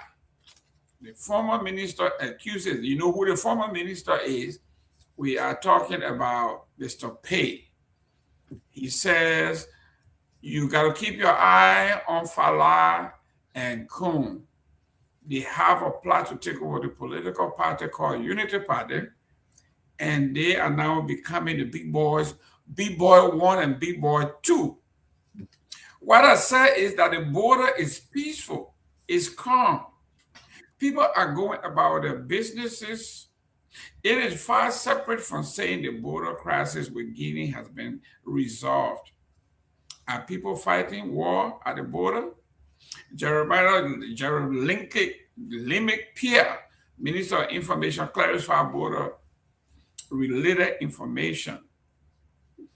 The ANC congratulates CDC on the 22nd anniversary coming to deliver keynote address. Former Representative Seleke Kromah takes a swipe at ANC political leader Alexander Cummings. He said, what a 1%er is doing at the 43% program. Shame on him. Ball bounce, rule change. Former Representative Seleke Kromah. Unpaid workers protest at the rehab residence of President Joseph Yuma Boyka. Wow, they had taken the protest to his doorstep. Representative Zambia Endo seeks support for bill to reinstate the name. We should get rid of the name of Monrovia and go back to Christopolis as Liberia capital city. The other man, I don't know. So guys, let's get going here. Oh, but there's nothing about the drug issue. Not on the agenda today. Yeah, we got a drug issue here. It was the first thing that I talked about. The headline says government under fire over slow pace of the $19 million drug probe despite major revelation. Then it says government under fire. Why no arrest yet? Why people of interest have not been elevated from people of interest to suspects? The information we have on hand that have been reviewed, video footages, newspaper interview, people should now be moved from being people of interest to suspect. We got enough information to charge somebody. So far, nothing has happened. We have that here. We also have a very serious issue in Liberia. They say as vaccine aid is cut, a remote measles outbreak shows what is at stake in Liberia. Wow, a whole village is engulfed with measles. Woohoo, Lord. So guys, let's start with, let's let the drug will be number 2 here. Let's start with this Cummings going to keynote the 22nd birthday of the CDC. Tomalin, what does it say about the opposition? Because I'm seeing everybody here. What does it say about CDC extending an invitation to keynote? And we're not talking about just coming as a spectator, but to actually give the keynote address. What does this say about Cummings? What does it say about the CDC? What does it say about the relationship? What does it say about the opposition 2029? Well, you see, what's happening now is that there have been rumors and people have been talking about Cummings and the CDC working together. They are planning something together. One minute they say, we are get Cummings the space. 1 minute they say, we are running mate. So now, and then they saw Cummings visiting. Cummings attended program. I think I saw all this thing happening. So people are, and that's why I'm making the noise. That's why the noise is happening, because they're getting nervous. They say, when the last time we saw Cummings going to a CDC program, especially in Grange there? When they ever went to a program for CDC in that nature? So they're getting so people are getting okay, I see Musa Belete invitation. I just seen it. Okay, but I'll read it later on. I just saw the release of Musa Belete. But anyway, yeah, but so that's why I'm making people nervous. They say this thing is getting serious. For the fact that Cummings is going to Grand G there, way in the southeast there, to be to a CDC convention of CDC anniversary program, this thing is getting serious. They're also hearing all this rumor we're hearing about CDC and ANC, Cummings, and we are and Cummings. It's getting serious. That's why people getting a little bit jittery. People getting afraid. They say, but wait now. So we are not here, and the guy going over there, he the one that gave all these stuff to. That's why making people getting a little bit nervous about what's going on, Mr. Gayman, Mr. Nagbe. That's causing it. But it's a good thing, and like we don't know what will happen in the next 3 years. We don't know what will happen. As I always tell people, anything can happen. So you can never tell what will happen at the end. So it's better that you start to build this relationship and get the acquaintances and get acquainted with one another. Now, there's a Cummings will receive a rousing welcome in Grand G there. CDC will welcome him, and I can tell you when the camera is not around, they will be talking. People will talk. People will have discussion and talk, and people get to understand him. People will see him maybe difference about, okay, this is the man to talk about. This is the man. They'll get to meet him one-on-one. They will talk. They will have pleasantries, and they will socialize together. They will break bread together, and so forth. So it's a good thing, and I'm happy that I just see Mr. Belete just said that he accepted his invitation. I just saw a press release coming from Mr. Belete's office. He accepted the invitation to attend the CDC celebration in Grand G there. So all these things now I see happening, it will make the ruling establishment a little bit nervous. Mr. Belete have been pulling large crowd.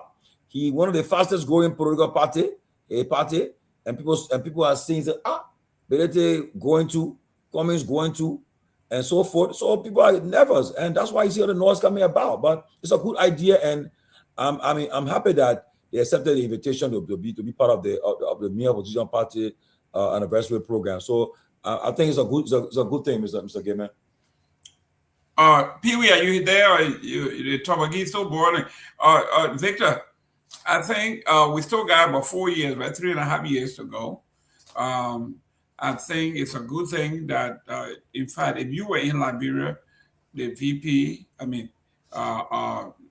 the chairman may have even asked you to go along because he would need all his experienced top officials to go with him, because you're going to watch everything he says. We want to watch his movement. We want to watch the speech he's going to be giving. We have to look at the speech because the language, the style, all of these things have to be looked at in the context. So you have been one of those that will have accompanied so well if I were in Liberia. So I think on it all, because of Liberia, we have to begin somewhere, and I like that it is starting now than wait for 2028. No, I think this is a good thing, right? That opposition leaders can gather in one place. I think we saw this again. I believe it was during the Unification Day or somewhere. I don't remember. But there was one program where there was a significant amount of opposition leaders present. And I get that. I respect that. I've just seen also the announcement from the CMC that the political leader was invited and he has accepted, and he's also emphasizing opposition unity. And I get that. I think it's a good thing. But I maintain, and I will, I'm sure the political leader will bring this up when we talk about it. I'll give my advice, behind the scenes. And I think for the future going forward, I think if we have to do this seriously, I think we all have to, I think we have to respect one another is what I'm saying. The way it is being run right now, I think there's a certain amount of slight that is accompanying what is happening. And I get a point. The former president, is engaged with the international world, and I understand that. But politics is local. You can win the international world, but you got to feed your people locally. You got to attend to your people locally. So if I were also, to engage with my CDC brothers and sisters, I would have probably planned this thing on a schedule that would have allowed the former president to be available. And you know, I understand 2 anniversary dates, you know, they are set in time. I get that, but I think this is not good. It doesn't look good for the opposition leaders. You know, all of the leaders of the political institutions will be gathering, and the president whose house they will be in is not there. He will be talking to who? They will be talking to who? I mean, James Yogi can talk with Janga Ko. He is the chairman of CDC. James Yogi is the chairman of CMC. But when the political leaders sit down, they should be talking to their peers, their colleagues. That's the point I'm making. Should the CMC go? It's an important gathering, yes. But I would have insisted that you know, the former president take time off and join his colleagues. And I hope he will do that. He still has time. I think he should do that. I think that is the way it should be done. Well, ladies and gentlemen, please do us a favor, share this show. Riley Siaple, the Unity Party stalwart, thank you very much. He's saying CMC, he said Musa Berida shouldn't go. Can you imagine the Unity Party people giving ANC, they're giving CMC, giving a free advice that we shouldn't go. Don't go there. Don't even speak to them. but this was Honorable Pewee, you were there. The Unity, I mean, can you imagine the Unity Party people? They are now asking the ANC people to not go because it's disrespectful. Can you imagine that? I mean, the audacity, the men are getting galled to sit there and say, listen, these are people who were just cussing you yesterday now. They say, don't go. He's not in the country. The ANC people shouldn't go. but you see, this is that about the Unity Party people were set up, and they actually want to see this kind of chaos within the opposition community. Of course. They don't want to see a healthy debate, conversation within the opposition community, meaning that the guys may organize to coalesce and getting out. So they would see this kind of a discourse, you know, into what is unfolding. But the Unity Party folks shouldn't come out and say these things. Their own political leader never attended none of their major programs before. All of the time he boycotted almost all of them. Most of the time they will call important program, he wouldn't go also. So this is not, listen, Mr. Weah is not on a regular vacation, like to say he's having some fun somewhere, chilling and trying to abandon the core of the party, and then other people are coming, he's not taking it lightly. No, that's not the case. I think the other political institutions should understand here that Mr. Weah is on a special assignment, a global assignment, and that assignment is very important for the war, racism in soccer. That's a very important situation. It's been unfolding far before, even when Kehleboe played the ball, when some of us were nowhere to be around this IVE. And it also happened when Mr. Weah, we were picking around, Mr. Weah himself was playing the game. And we saw racism. It was part of the reason why Mr. Weah did not get his second back-to-back Ballon d'Or when that unfortunate situation happened, when that market chant situation unfolded, when that Nikompu did that, and he didn't control. He lost his emotion at the time, and hair button. I told him, say, hey, I'm from Liberia. You don't play that nonsense with me. You stop messing with me. They start messing with me. Don't mess with me. You mess with me, I will tell you, say, I got some crew blood in me. Crew and grow blood. Because if you're going to breathe a lot of blood out, maybe we're going to get them in the hospital. Because we can swing our hand, the punches will break up. But on a serious note, and that the president loses cool at the moment, and that unfolded. And then ever since then, and President Weah played the game as one of the disciplined player ever in the history of the game. Even the former Arsenal coach, as a Wenger, said this. He said Mr. Weah was not only that got discipline, his discipline got him where he reached in football, right? And he played the game very well, very successfully in terms of he was disciplined. He had the tactical skills, he had endurance, he had the skill to score goal, the dribbling skill, and other things. All those things, you know. So the double shovel kind of things that we have brought about, nobody knew about double shovel in football. We introduced double shovel and all those things, and that are linking kick, and that is shrinker Something they are linking the man looking left and kicking the ball right. So you see, so he played to that line. But I will hope that the rest of the political leaders will understand clearly that this is issue unfolding. Now, if the start, I don't know when is the program. I haven't been following the itinerary of what is unfolding, but if I was somewhere involved into this and having conversation with some of the stakeholders, I will even reach out to them and say, is it possible that we do some adjustment quickly and see if we can do it in keeping with the schedule, the schedule of the political leader. Now, the World Cup is going to be ending around July 18. I think the final is July 18. So the political leader may attend a convention of the CDC in Philadelphia or somewhere in the U.S., somewhere there about late July or early. Is it possible that we push this the weekend of the August 24th in Liberia that will commemorate the Flag Day celebration in the country? Is that possible? I'm just saying something, right? If it is possible, you push that, we can find logistics of big political parties. Say, okay, call this off, do communication, informing all of the stakeholders that this is, I mean, it was just unfortunate, it was pressing, it just kept in, there was some conflict with the time of the political leader. So we are appealing to you, right, all those political leaders immediately. Informing them, sorry for the inconvenience, but we would love to reschedule this, by which time the political leader would have loved to be part of this occasion. And if it is possible, you readjust that and have the program.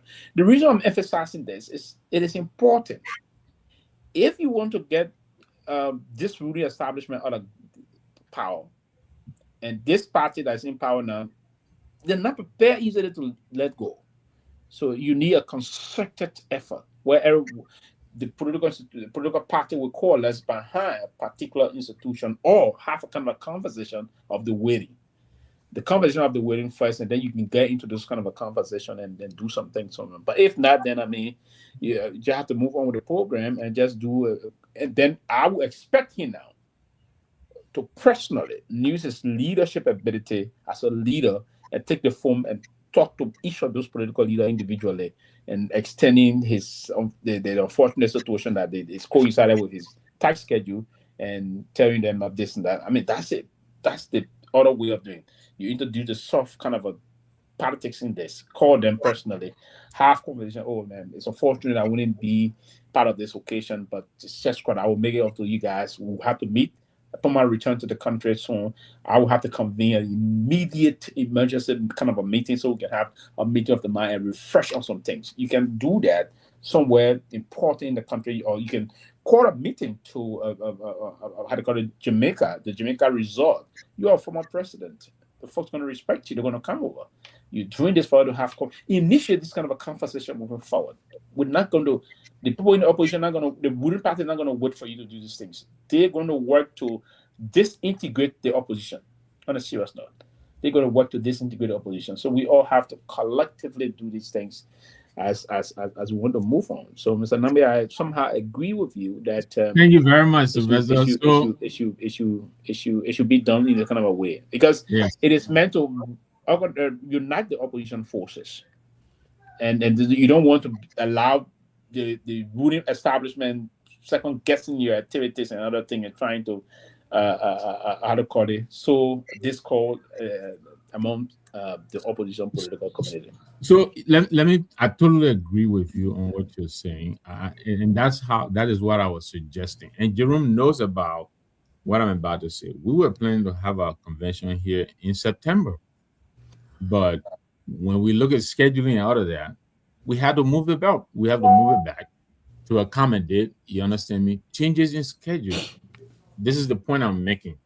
I you know, and I'm sorry if I'm being misunderstood, but I just think the significance of this gathering would demand the presence of the former president of Liberia, who is the political leader, who is the host.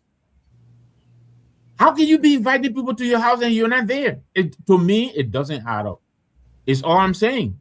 You know, if I'm misunderstood, I am misunderstood. I get it, but that's my position. I agree with you. I think some adjustments could have been made to accommodate the former president's schedule. Yeah, FIFA is important. I get that. He's on the world stage. But so is this program as well. This is a very important gathering, you know? But I think enough has been said about that from me. Let me congratulate the Ivorian, the Elephants. I think they are through to the second round, and Bafana to the Ecuador beat Germany. Yeah. I think Ecuador beat Germany. Ecuador beat Germany 2-1. Yeah, but Germany already qualified, right? Who scored first? Germany scored for a controversial goal to score, but Ecuador equalized and scored the winning goal. Yeah, I was watching the Ivorian game, so I didn't watch that. But it's almost like I can bet anybody on this play tonight. Team we are will play and he will score. Take it. But this game tonight is not that important. Scoring, he will score. But team we are playing is obvious. He had to play. 4 of the strikers are now. Most of them are not playing the game. They are on yellow card. I think that's the speculation from the camp that the coach is going to bench them. So obviously, team we will have to play if these 4. Balogun is not playing. The other picking is also on yellow card. Not playing too, Yeah, there are 4. They are 4. I didn't have to say, there are 4. They all 4 on yellow card, and the coach it would be stupid on the part of the coach to feature them, and then they go get because any yellow card, and I mean they won't play the knockoff game. So for that reason, it will allow those that be on the bench for some time. That team play, that team score. And get it. So I will hope team come and get a goal. And silence. They got to play tonight and get a goal. They will feature him in the knockoff game. And the knockoff game is something that the USA can win that game. It's not going to be a very tough game. Right. And by the position now, they get to play one of the weaker teams, I think, in the next round, correct? Yeah. In soccer, there's no weak team, man. You see what's going on in this. Especially when you make it to the World Cup, right? Yeah, Ecuador, they beat Germany 2-1. Yeah, you never know. And that qualified. They qualified them as the third best team, Germany topped the zone. Oh, but so Germany not put their 14 on the field today, right? I don't think so. They did. I didn't watch that game. But Ecuador has 4 points now, so they're going through. Just like South Africa has 4 points now, they're also going through. They do, and I don't want the pressure to be on team. The country that's a problem, South Africa, are getting already, but now they say they qualify. Wow. They beat South Korea last night. Yeah, but listen, what we want from team is for him to come and play a good game. We don't want to say let him score. He got to score. And then when he doesn't score, then the opposition, the haters will say, "Oh yeah, we knew he was." Whether the ball score or not, but the idea about getting almost 300K. Yeah, but I think every game you play, get 300K. So and he doesn't even need it.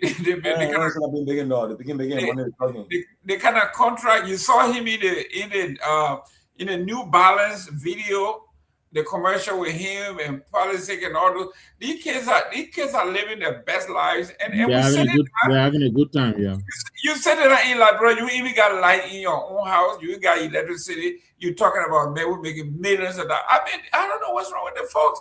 This boy is not even 30 years old. Yeah, he's making all that kind of money. And that's 26.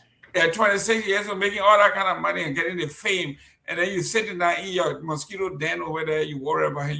That's how you should make money. You make your money while you're young, you enjoy it. Now when you're in my age and you're still hustling, you know what I'm saying? Man, I wish I was going to say that, but I know, right? That's how you want to make your money, you know? If I stay in the game, man, I would have gone a professional. I was good. You were good at? Where, in Foya? No, how about you go? Our team, our good. He said he kicked the ball going up. How I stay in the game, I get injured. I would have gone professional. Well, back in the day when someone were playing, we didn't even know you would get paid for playing. The ball going up. You playing the game also. If you got my crazy guys.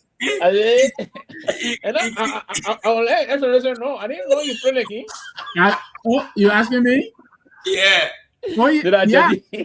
I'm saying, but I'm saying at the time of playing, we didn't even know you could get paid for playing. I mean, we were playing it, to impress, and But Nagbe,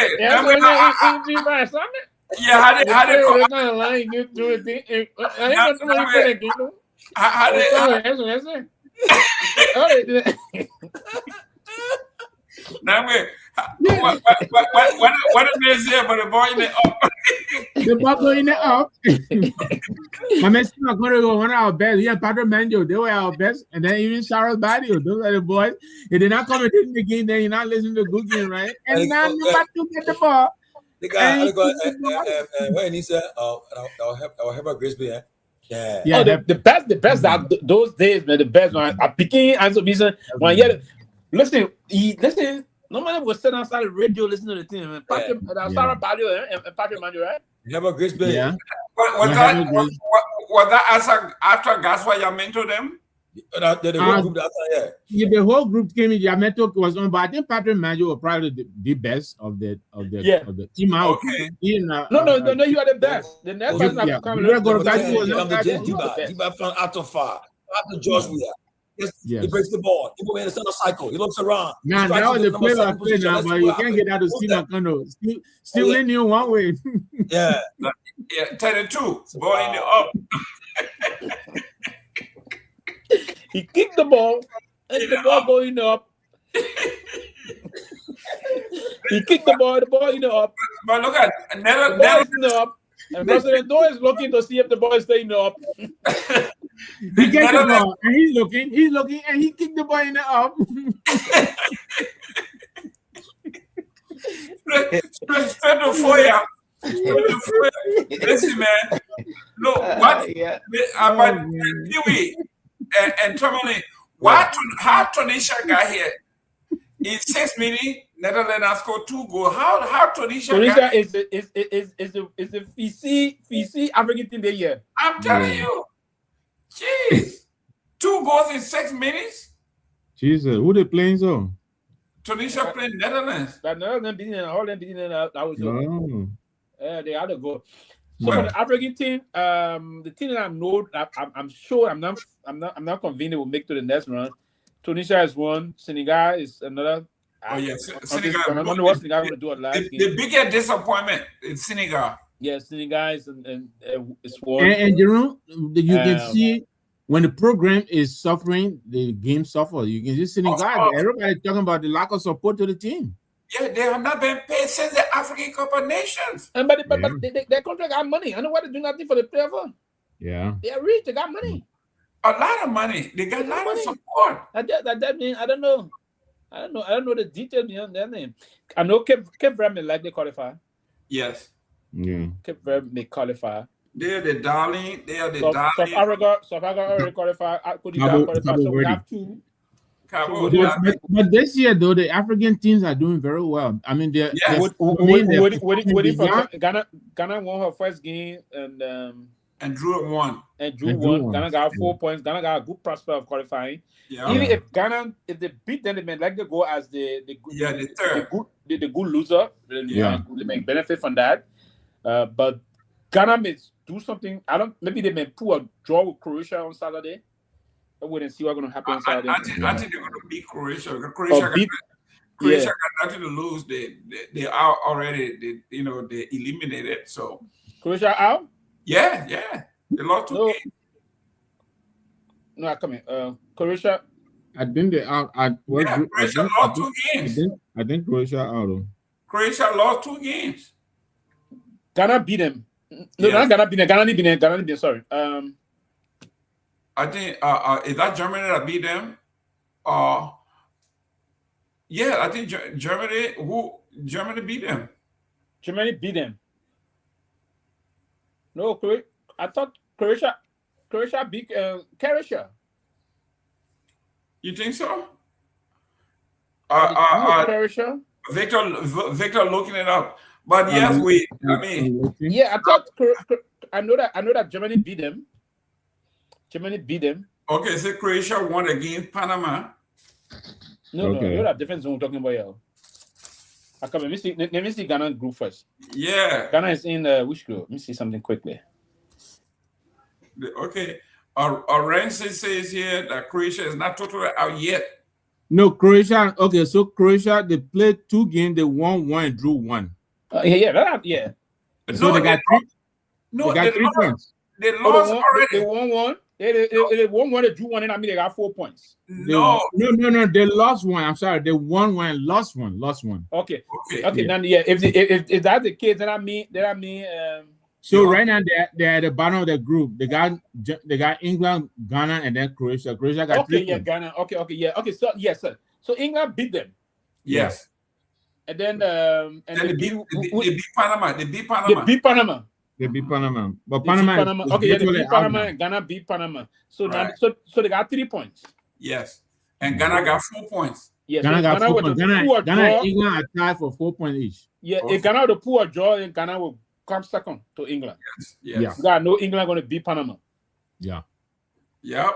England going to beat Panama. If Ghana pull a draw, then Ghana will come out with 5 points. And Panama is out. If Ghana shocking it, beat Croatia, and then England draw that game, Ghana will come down. Ghana will come first, yeah. They will tap the zone. Absolutely tap the zone. Let me welcome Johnny. Johnny, we are having a great time here with the African team. Especially no ball from Foya. They are very good. How you doing, that young man? Welcome to the game. I'm good, man. Thank you for being on the show. I've been following you. Already. Yeah, driving home. I'm following you guys on the radio. Thank you so much. And let me appreciate all our viewers and listeners from wherever they are. And yes, I mean, the African teams are doing well. And Cote d'Ivoire just qualified, technically from the games play. So I'm hoping to see maybe 5 or 6 of the teams qualifying for this second round. And hopefully we can extend to the group of 16. I mean, what I need to say is that the African teams are gradually getting away from this, trying to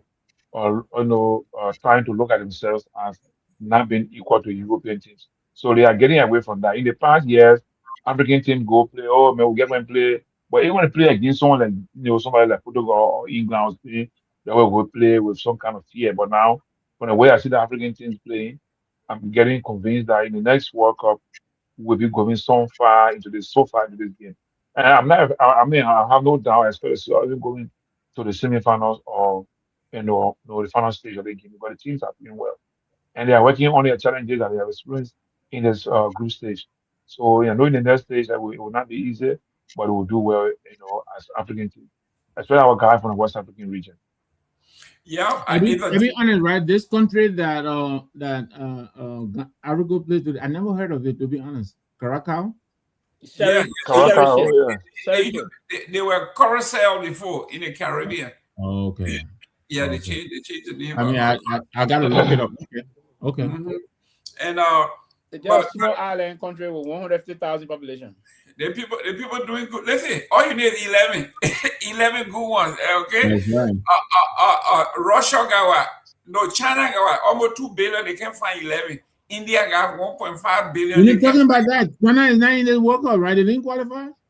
China China, they can always beat them. India is not in too, right? India didn't make it. India like cricket. Carry them to cricket. They don't know football. They will always be able to. India or Pakistan, no matter they don't know football. No, they can't even kick it in the up. Yeah, they can't put it in the up. Yeah, I don't know, man, but China, I don't know when the last World Cup China ever went to say. Oh, let me see. Let me find out when the China last World Cup they went to. Yeah, ladies and gentlemen, by the 8 o'clock hour, we promise you we'll open the line. Yeah. We'll likely hear from you because by 7:30 we'll be going to the drug issue. There's a lot of interest in the drug issue. We have to keep the government feet to the fire. They are not going to play with us. And they think they will throw all these bits out there and we'll bite on one. We're not going to do that.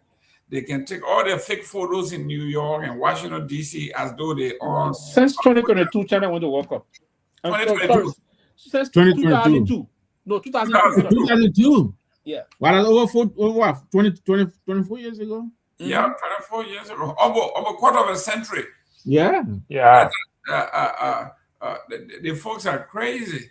But that's why today, if you get 1 billion people, you can find 11. Well, beginning they say one of the Chinese football show, right? So people told us the bad China for yeah. When they kick the ball, the goalkeeper the team become a spear.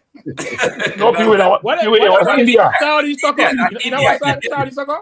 It was India. It was India. They call it Charlie soccer. Okay. When you kick the ball, when the ball comes in, they can tell to spear. Definitely to the goalkeeper. The goalkeeper be dunking. Imagine the goalkeeper can hold the ball with tear all the front of the goalkeeper. But listen, that's the reason why they say Johnny, you're the traditional people. You don't see all kind of voodoo and everything. Why we can't do the voodoo and beat you white people? Yeah, but everybody has voodoo. And white people too? Yeah, I mean, you know that God is for everybody, right? Oh. God is for everybody. God is for everybody. So, but listen, like you, man. When you see the fee, when you see the game being played, you see from both sides, everybody praying, right? Yes. Everybody come on the fee, they're doing something, they're doing. God for everybody. God gave everybody the opportunity. Let you how you use the opportunity and how you succeed. Well, Victor, in Maryland County, River G, y'all let to give people go out. Why we can't get you the opposition go out so the folk can be hating with you? Why we can't do that? No, it's on ethical. Even the groups they have a certain line where they draw the line somewhere, right? We're white people, right? Draw the line right here. For instance, if you take my girlfriend and I have it, I will throw some on you. You know what I'm saying? Okay, but not the ball, not the goal. No, that's a healthy competition. Something so important as the World Cup that the whole world has. You're not there with that one girl bidding you're gonna bring somebody food. What kind of people? Hey, Joe Manjala, welcome back. Hello, Madam Cyril. Even when Cyril not here, you gotta speak to Cyril. Yes, Cyril. Nobody here looks like Cyril. 5 and 6. Oh, there's a good news for me, man. I have to hear this. Okay. And Basel Senator Basil Gaffin has taken over as president of Mighty Barrow. That I want to hear. Yeah. That's good news there. That got me happy. I can assure you. Call me, I will join you. I work with you on a Barrow team, man. There you go. You see, yeah. You see the Barrow people. Every day Barrow coming back. I don't know where they're coming back from. Every year they're coming back. Coming back. We bring Barrow on this platform. Come and promote Barrow here. What? You know what you remind me of? My man, let's promote Grandma's country team first. No, the man remind me. The man remind me of Tomo Wesson. Tomo Wesson said, "Me, I email until I die. I don't care what they say. They say we shouldn't be partial, but I email me. I email. I said, what kind of vice president is Tomo Wesson said? He said when they took, when they took over after the coup, they told her, now you guys are diplomat. You are president. Do is president for everybody. You vice president for everybody. You can't take side anymore. Do well on the field. He played for Barrow. He played for IE. All that. Thomas was and say, hell no, I'm an IE man, and I ain't gonna wear Barrow jersey. So that Tomalin George is a solid Barrow man. He ain't care what he say. They can promote Barrow. So the IE people that they ain't gonna be watching. Because I know Yvonne is an IE woman. So she's not going to be watching the show. I know Joe Manjala. Now he can't be a Barrow man. He's from the man from 4 years, so he can be IE, he can be Barrow. What team you're high in Lofa? What team you're closer to in Lofa? Not Bame. The Lufin, IE. That JMP defender. Most of the Lufins associate with the Invisible 11. Oh, yeah? Mm-hmm. I see, because most of the fans associated with Invisible 11. Oh, okay. Okay, the EJ won and Drew. EJ got 4 points. Yeah, he just beat New Zealand last time. Oh yeah. So they're moving on too, right? Yeah, he just doing well. He just if the last game they would have sent he just beat New Zealand. Okay, so Egypt is going. Ivory Coast is going. I think Cape Verde is going. Cape Verde. Morocco gone. Yeah, Morocco gone. Cote d'Ivoire gone. Ghana waiting for last game. South Africa gone. South Africa. I think Ghana. So we have 3 countries from Africa already in the runoff. Right. So South Africa, Morocco, and that of Cote d'Ivoire. Right. So we got 4. No, South Africa not really gone yet though. Gotta see the last game. They're gone completely. They're gone. 100%. They won last night. They caught it, sent them straight to the runoff. So Africa won the game last night 1-0. So it took them straight to the runoff. So South Africa is there. South Africa is there currently. We have South Africa there. We have Morocco there. We have Cote d'Ivoire. There are 3 already qualified out of the 10 countries from Africa. Okay, so Yvonne is a Jimmy Barrow fan because she knew Jimmy Barrow personally. Okay, I see. I'm not sure of the other countries then, but I'm sure of Ghana. I'm sure of Cape Verde. I'm sure of Egypt. I'm sure of few countries that I know they out already. That would be Senegal. That would be Tunisia. Tunisia is out. Senegal is out. Algeria is not doing well. Algeria also. Yeah, Algeria's a disappointment. But the other African team that made it already is France, England. No, not African. They're not African. How come they got 11 African people on their team? But they are European team. You know, okay. So you heard the commentator from ESPN, right? He said they should actually call this an African Cup of Nations. There's only one country that don't have a black, like Argentina. All the other countries got Africans all over the place. So it's actually the actual Cup of African Nations.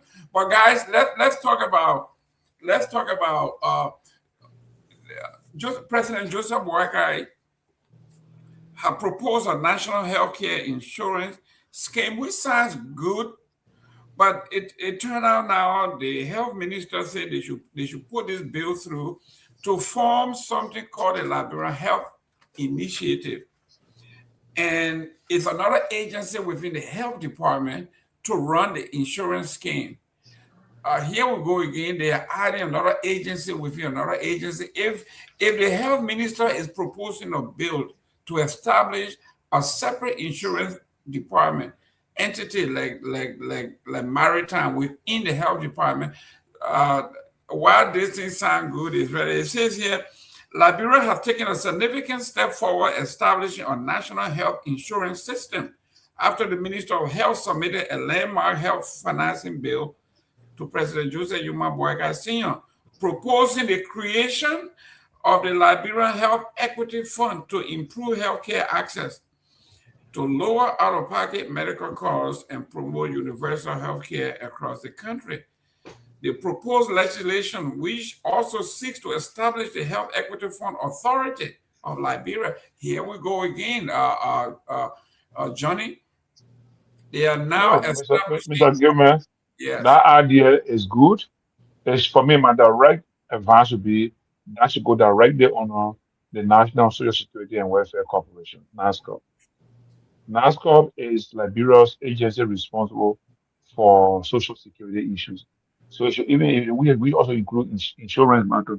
So I think it should be tailored around the NASCOP policy, and Seleke can include that, because I mean NASCOP takes care of people who've been paying contribution and from the job market, and during the retirement period they get some benefit from them.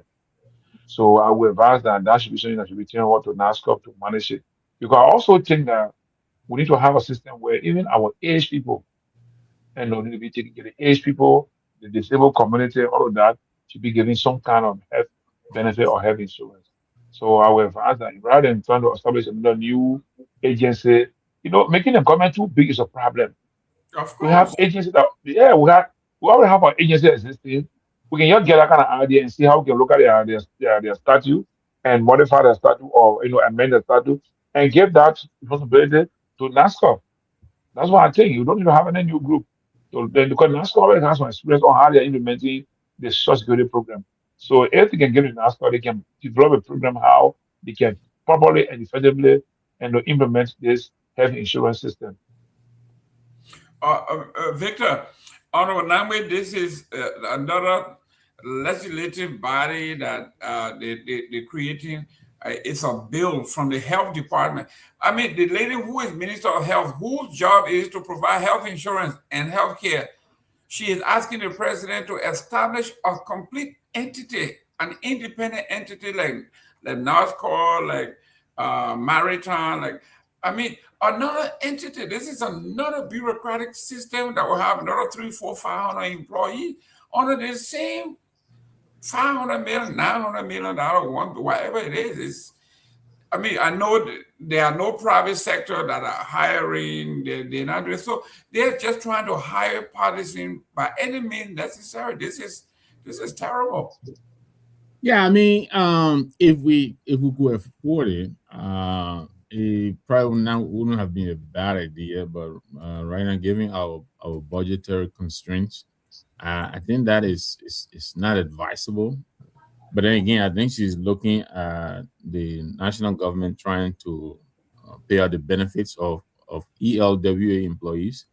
I think what is it, $350 or something? But anyway, they're trying to absorb, and there's nothing against ELWA people, but this is a private institution, So I think that's probably where she's getting her motivation from. But I agree with you. I think we already have a very, very bloated national compensation envelope. And I think the creation of any new agency is counterproductive. If anything, I think we should be shrinking the size of government. So I agree with your observation. I hope they will find a way to do what she wants to do without adding any additional entity, which, like you indicated, it will rightly carry its whole line of staff, director, deputy, assistant, all of that. At minimum, like you indicated, maybe 500 persons added to the payroll, and we're already struggling under the weight of the current payroll. So I think right now, I think that is will be an additional burden that we're not in the position to undertake.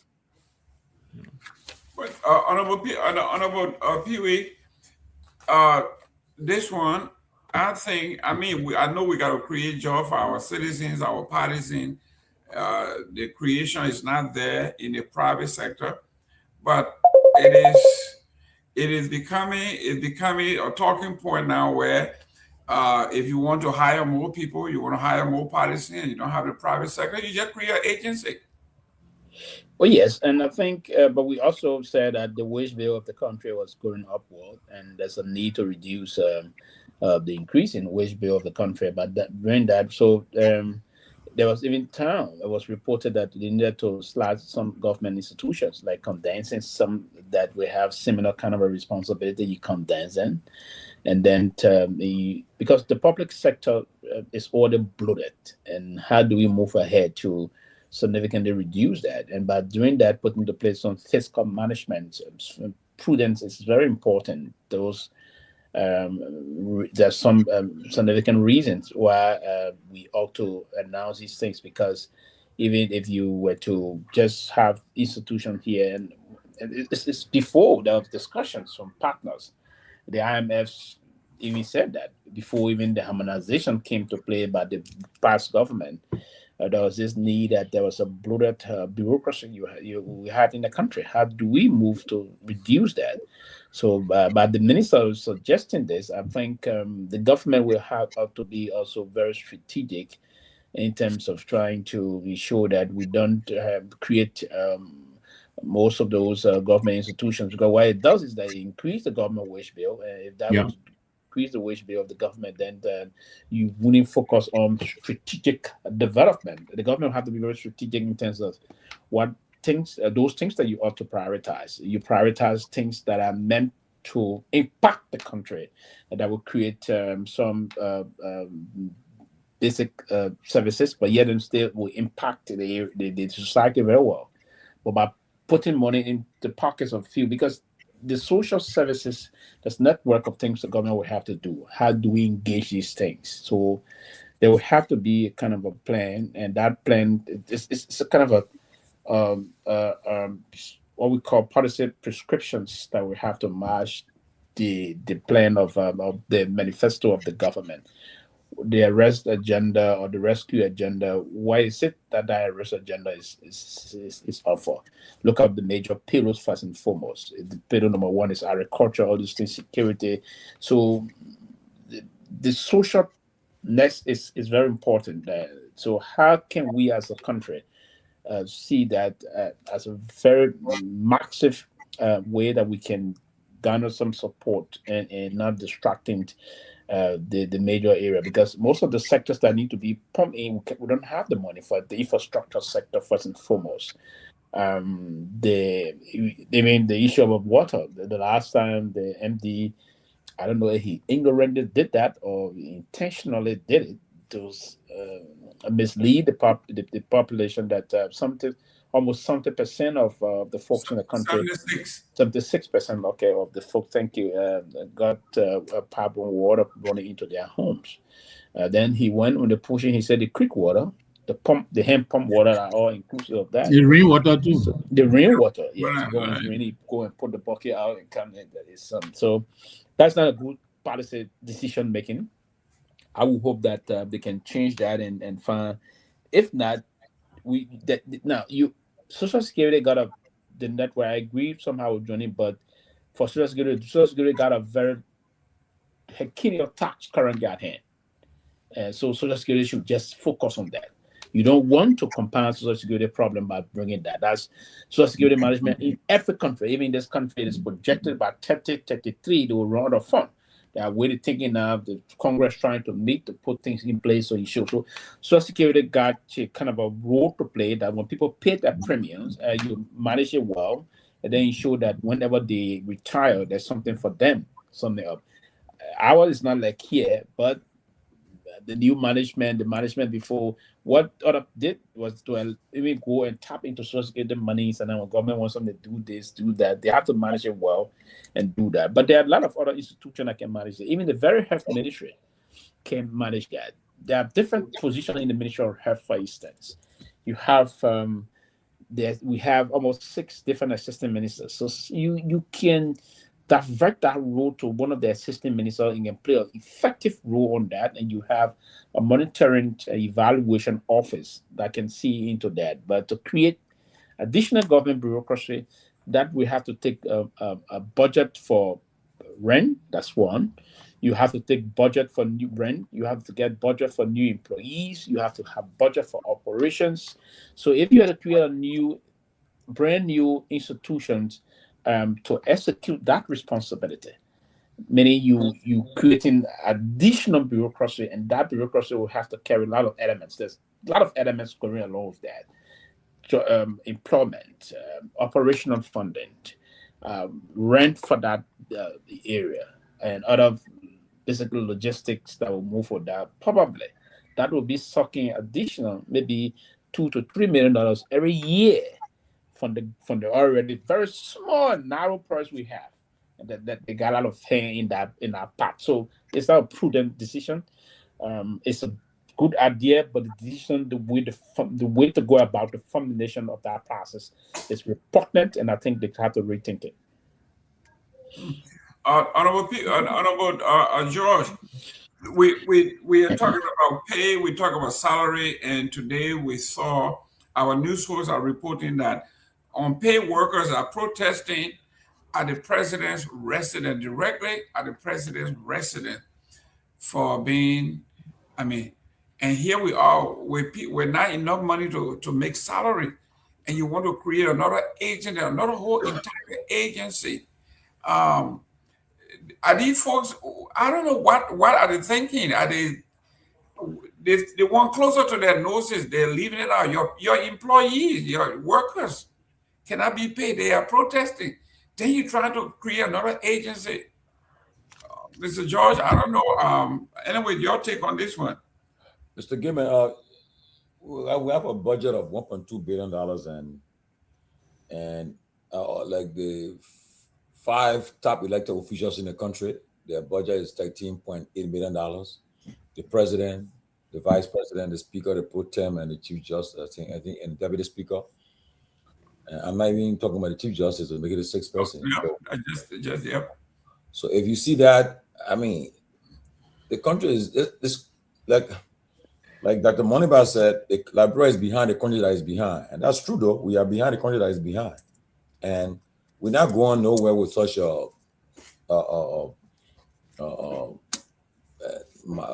activity in our country.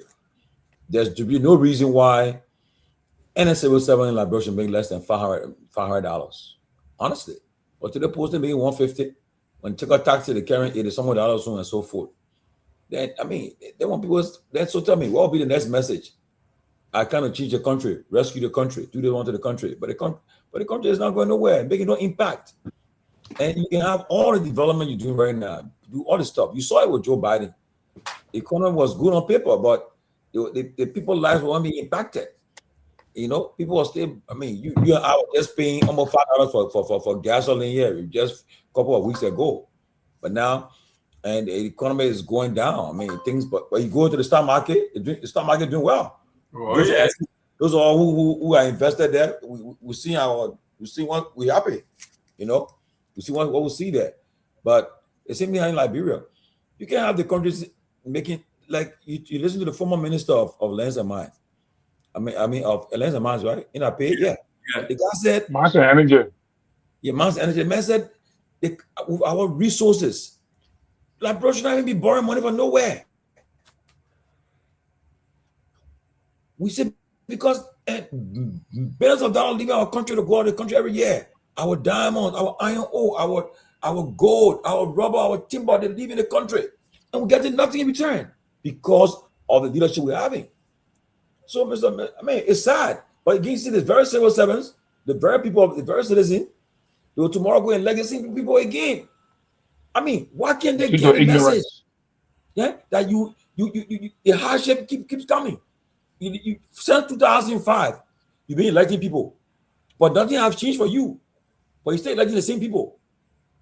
Our healthcare down. Okay, I saw the open say they did a good thing. Universal health coverage. Come on, man, it's a good idea, but you have. So how will you pay for that? The United States are having problem with that policy. I mean, the U.S. It's looking good. They say, oh yeah, the government launched a national health program for everybody for health coverage. How will you pay for it? You know, I mean, when you cut down the decide, look, it's a joke. Our people, if you read it, if a serious government comes to power, they will start cutting down. They will cut down. So look, there's no reason why we must give this office $1.7 million for the office. For what? Go look at the line item. The team and all. I mean, in fact, there's a company that's open. I've been asking about this ombudsman. They've been open almost a year or two now, and they have a budget, and the government is spending money on this group. What are they doing? What is that contributing to the government? Because at one point there is an issue on people in government playing political party role that was swept aside and condemned. So the Australian guys are taking pay, getting allowances, getting everything. But where is the value for money at that agency? What's the value for money? So after you're organized, just about there, people go to work, sit in the offices, and then at the end of the month get paid. Because I've not heard what they are really doing, what they are proposing any policy, proposing anything how to do it, how we can bring about some level of transparency and the code of conduct being followed and all countries. Nothing happening. So that's also that one government office that I've been concerned about, been asking, why do we have this place open? What are they doing? What is their contribution to the governance system? I mean, you got a country where people riding cars that cost $50,000, $8,000 for the cars they're driving. Okay, every 3 years. And people are suffering. People are sick. But again, tomorrow, they say the person having a political rally tomorrow. Oh, they will come and tell them things. They will promote them. I mean, poverty. When you see them turning out is ready already. And that's why it's important that you put premium education, because if the people are educated, people will not fall for that. People will not fall for that. An educated population, you not. Why in other countries in Africa, they when it comes to election, they don't just vote because of popularity or tribal business. They vote because they want to know what will benefit them, and that's the problem. Yeah. So Mr. Gayman, it's a sad thing. It's very sad, and you and I, we're lucky. We on this side of the world. Your kids are there. They are thinking about. If I got my daughter and tell them, say, I'm going to Liberia, Daddy, what you gonna do there? Where you gonna do that? I said, where I come from? You know, where you gonna do that, Daddy? Yeah. They go and they try and go and browse the internet and see the west part of Liberia. They see things that they say, what happened in there, and so forth. They say, Daddy, no, healthcare is not there.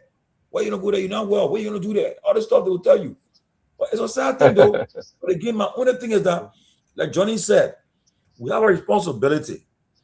If people want to put money into anything now, let them invest in people that will go around the country educating the people about how to vote, about the rights that they have. People get money to do it. It'll be, you want a program raise money. Say we're gonna go to this electoral district. We're gonna educate the people about the rights to vote, how to vote right.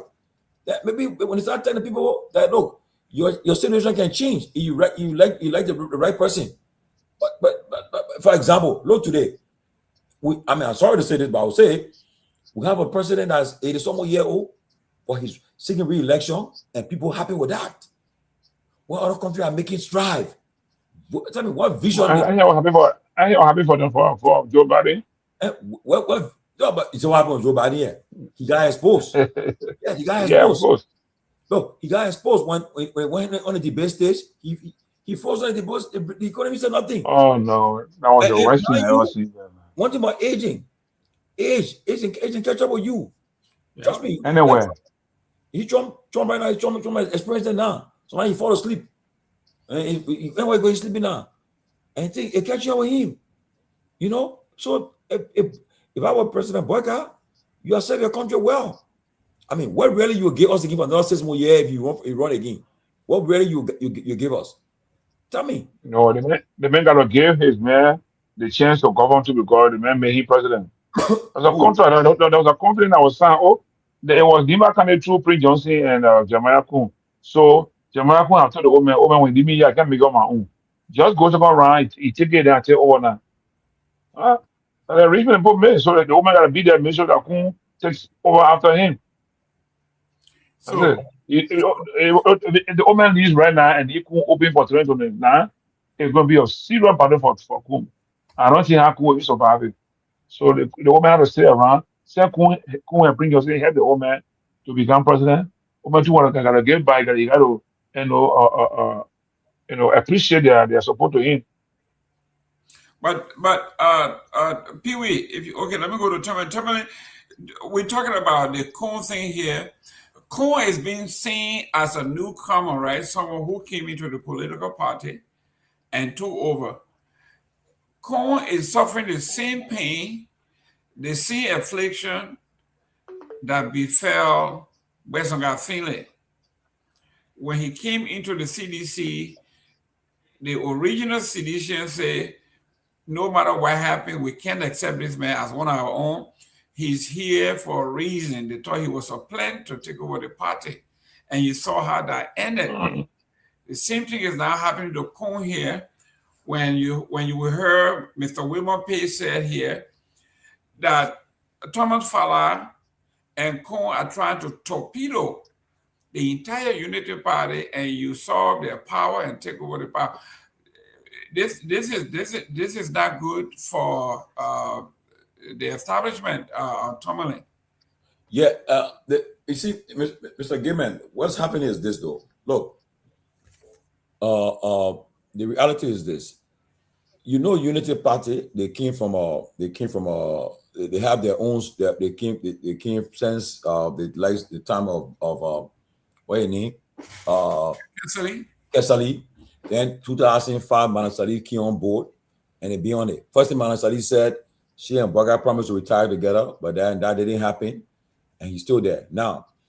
Unity Party guys feel that they have gone through the ranks and file, and they are over the years they have struggled with their party. So to see if they believe that Kun is a stranger, he's a newcomer, and they believe that I don't think he believes he earned the right to become president just like that because he served as vice president. So that's why you see the split. Now it's a serious thing going on, and perhaps to about right. On a serious note, you think if Kun had done what all he needed to do, perhaps whatever the case, do you think at this time, at this age, at this present time, you think Boga will be thinking about running? I won't call him. I asked a top UP official. I said, you're telling me you're getting anybody to run, that you're forcing the woman to run? But you say, the woman not run, who will run? I said, how about the VP? The person never me. When I said, how about they didn't respond to me, said, you're telling that face different place. And that's yes, that show you that, and that should tell you something. But when you tell the VP, he said that God got him where he is. He said that God got me where I am. That God got everything. Yeah, but I see that too. But the fact that have no leadership quality. The fact that the status quo is rejecting you, the establishment is rejecting you, it's a problem. And then too, like the statement he made yesterday. How can you say and where the president get less vote, the person you won't get a job there? That's divisive. Number one. Number two, the revelation that being said by the former minister is troubling. And then you can't say you will not respond. Trust me, there's a senior official former official of government making strong allegation against you, and you say, "Oh, I can't respond to it." No, you're on an obligation to respond. It will hurt you. It will hurt you. You have to respond. It will hurt you because. Well, Tomalin, is that about the agreement between the port management and the mines energy? Yeah, I mean all the things the guy said, all the things that Woman said, okay, and Woman will continue to talk, and Woman is somebody who is highly respected because he's not somebody who you hear him involving all kind of stuff like corruption, all that stuff. No, he is a guy who put respect from across the aisle. So you can't just overlook what he said. And you have to respond. And if you respond, it will hurt you tomorrow. Because one person you're gonna come on closing argument, he'll go all over the place to talk, to make his case, to talk. And if they have started, it will continue to go. And there's no secret that they are not the Unity Party leadership, the echelons, they are not cohesive. They're having problems among themselves. And that's why you see the gathering of the opposition in Grand G there. Why do you think people are a little bit jittery? I saw somebody wrote there and say, "Oh, why you should invite Trump?" My late brother Joe wrote there. You should invite Trump there too. Why you begin that kind of statement? If you getting worried about it. So the thing is, it's serious. Mr. Gayman is serious, and if they continue in this path, you'll see more and more problems will happen. So right now, we want to watch it, and the civil servants, they're up to them. If you keep on protesting for pay, you're not getting answers. You better think twice how you will vote.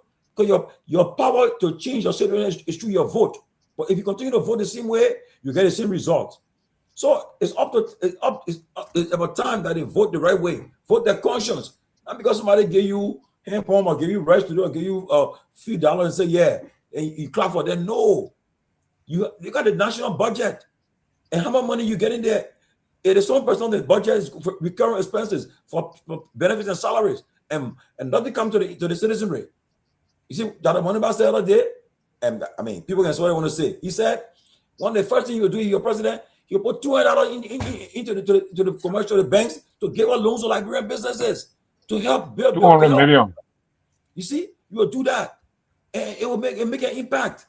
But the other first thing people get in office, they're concerned about the office are getting and fixed. They're getting all the cars. Man, you go in, so give me your Liberia. You've been Liberia, all been Liberia recently. You see the guy then passing, you wonder. You say, oh, who passing so? And they passing with these. And every time you see any official of government, whether that lawmaker, they passing with 2-3 car convoy. So that honorable Johnny there. Oh, the guy there? Johnny there. You know, I saw them when they arrive certain places, they get about 2-3 phones in the hand. Then they get it. Man, look, now everybody want to do the same thing. As long as Mr. Gayman in our car, I won't be the same way too. You know? So Mr. Gayman is a sad thing. So it's up to us, the voters, to come and make the right decision to change our situation, or else we'll continue to be in sustained and abject poverty. It's sad. Honorable Nagbe, we got 10 minutes before we go to the line, but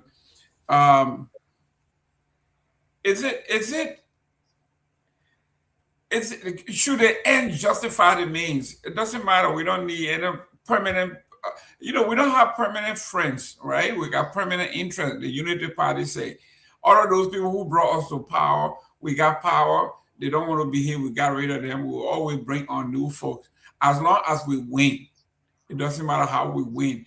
Isn't this the attitude of a group of folks who believe in being Machiavellian, that listen, the end justifies the means? I think it's clear to all. the UP people apparently, you know, I mean, we know how many people have been discarded along the way, and then after they arrived, you know, how many people have cried, you know, foul. But my concern is the vice president. You know, I think I think he's a smart politician. He'll figure it out. But I'm struggling trying to understand his play that he's making. You know, he is not of the UP. His is coming onto the rescue train is a marriage of convenience. I don't know what was promised MDR, but he had to leave MDR to join the UP to be the vice president. Now, the MDR is supposed to be his base. Never mind that he officially, left. I think there was an understanding that he was always going to be a part of the MDR, and I think he believes that too. Now, of course, unfortunately, the late senator, who would have helped to ground him, Senator Johnson, is not there. But I don't understand why he's struggling, in my opinion, to alienate the MDR. There's a list of people today published by Armstrong Goba of the CMC of a number of prominent Nimba citizens and members of the MDR, I think, who have a beef with the vice president. And then when you listen to former Minister Pewee, Women Pewee, and they're a very smart strategist. When you have all of these people kind of moving away from you, then I have to ask, what is the vice president's play? I mean, obviously, the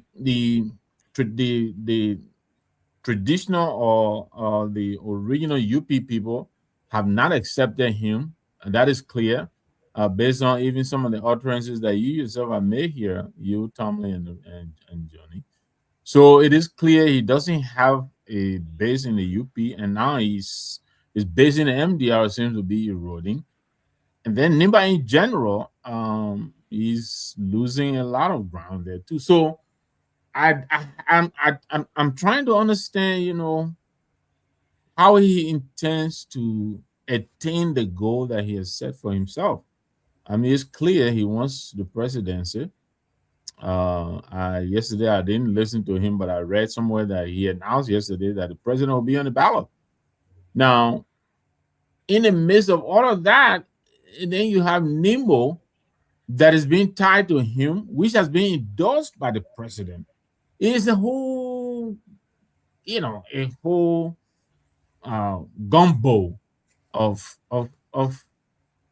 contradictions, in my opinion. How he intends to mesh all of this together. Like I said, he's a smart politician. Otherwise, he wouldn't have risen, to the level he's at. So I think he'll probably try to manage it along the way. Like you said, the end will justify how he got there. But I think there's a lot of challenges that some are self-inflicted, in my opinion, that he's created. So maybe his answer is Nimbo, subjugate MDR and UP and use Nimbo and probably to get him in there. I don't know. But I'm confused. I thought I understood what he was doing, but I can't say that today. I'm lost. Johnny, I know I want us to visit the drug thing before we go. 8 o'clock, we want to call. We want to open our lines so folks can call before it gets late in Liberia. But here we are. I'm not hearing Tomalin say anything about Nyobli Kanga and Dara Dillon.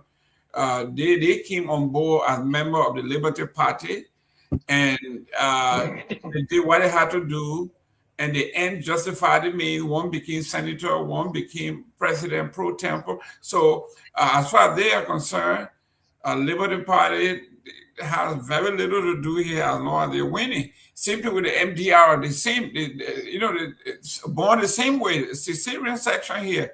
We don't care what MDR does. MDR, I don't even think they have anybody in the Senate or in the House, but they were able to coalesce and look where he find himself, the second position in the country. So why do anything? This Senator guy is of the MDR. Okay, so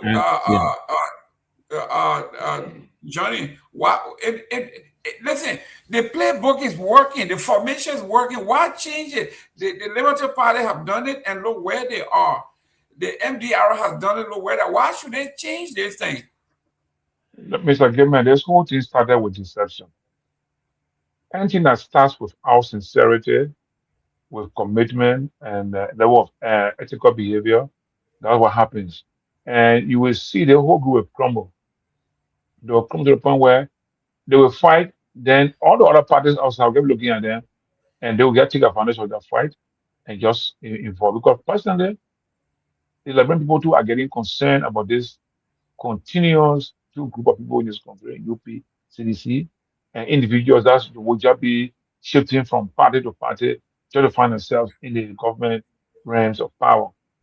So because of the deception they have exercised over the last 6 months, 6 years or so, that's why it's playing. And the playbook, it's not a concrete playbook. It's like a complete, like a nursery school playbook. It's not sophisticated. If it is sophisticated, it will be hard for them to tell me what happened. But because they don't know how to put their eyes together. So after by this time, they will have a clear.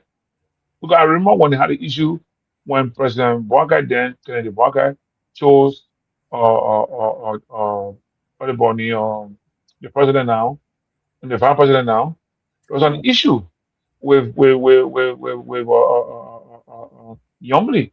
Because by then it was a speculation that Yomli was going to be selected too to be the president's running mate, the vice candidate. And I remember over here we saw after Kun got selected, Kun had to take upon himself to talk to Yomli. I mean, one-on-one. And I guess that discussion also had some commitment made in the process. One of them could have been you'll be Senate pro tempore. That has succeeded, and that she has achieved that. The next thing will be probably the old man's old. He will not go for second term. I will carry you as my running mate, or you go as running mate, right? And all that is not coming all the way, probably the way it was discussed then. I'm just like trying to just analyze the situation, not being for fight, but the way things went. And in no time, Yombi calmed down, there was no more tension, and everything went on fine. All guys who were angry, like my brother Costa, who got angry about the way things went, he left and went to CDC. You understand? So that tells us that this playbook is still shaky. It's not in concrete.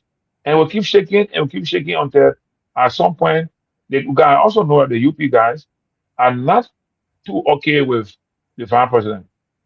I mean, a lot of them don't see him as a person who is competent.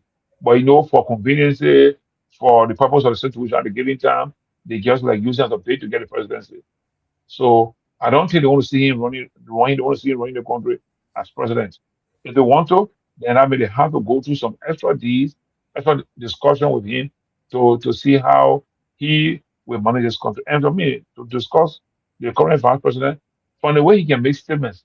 The last time we had the issue of the border, when he spoke, he said, "We got men here. I can go."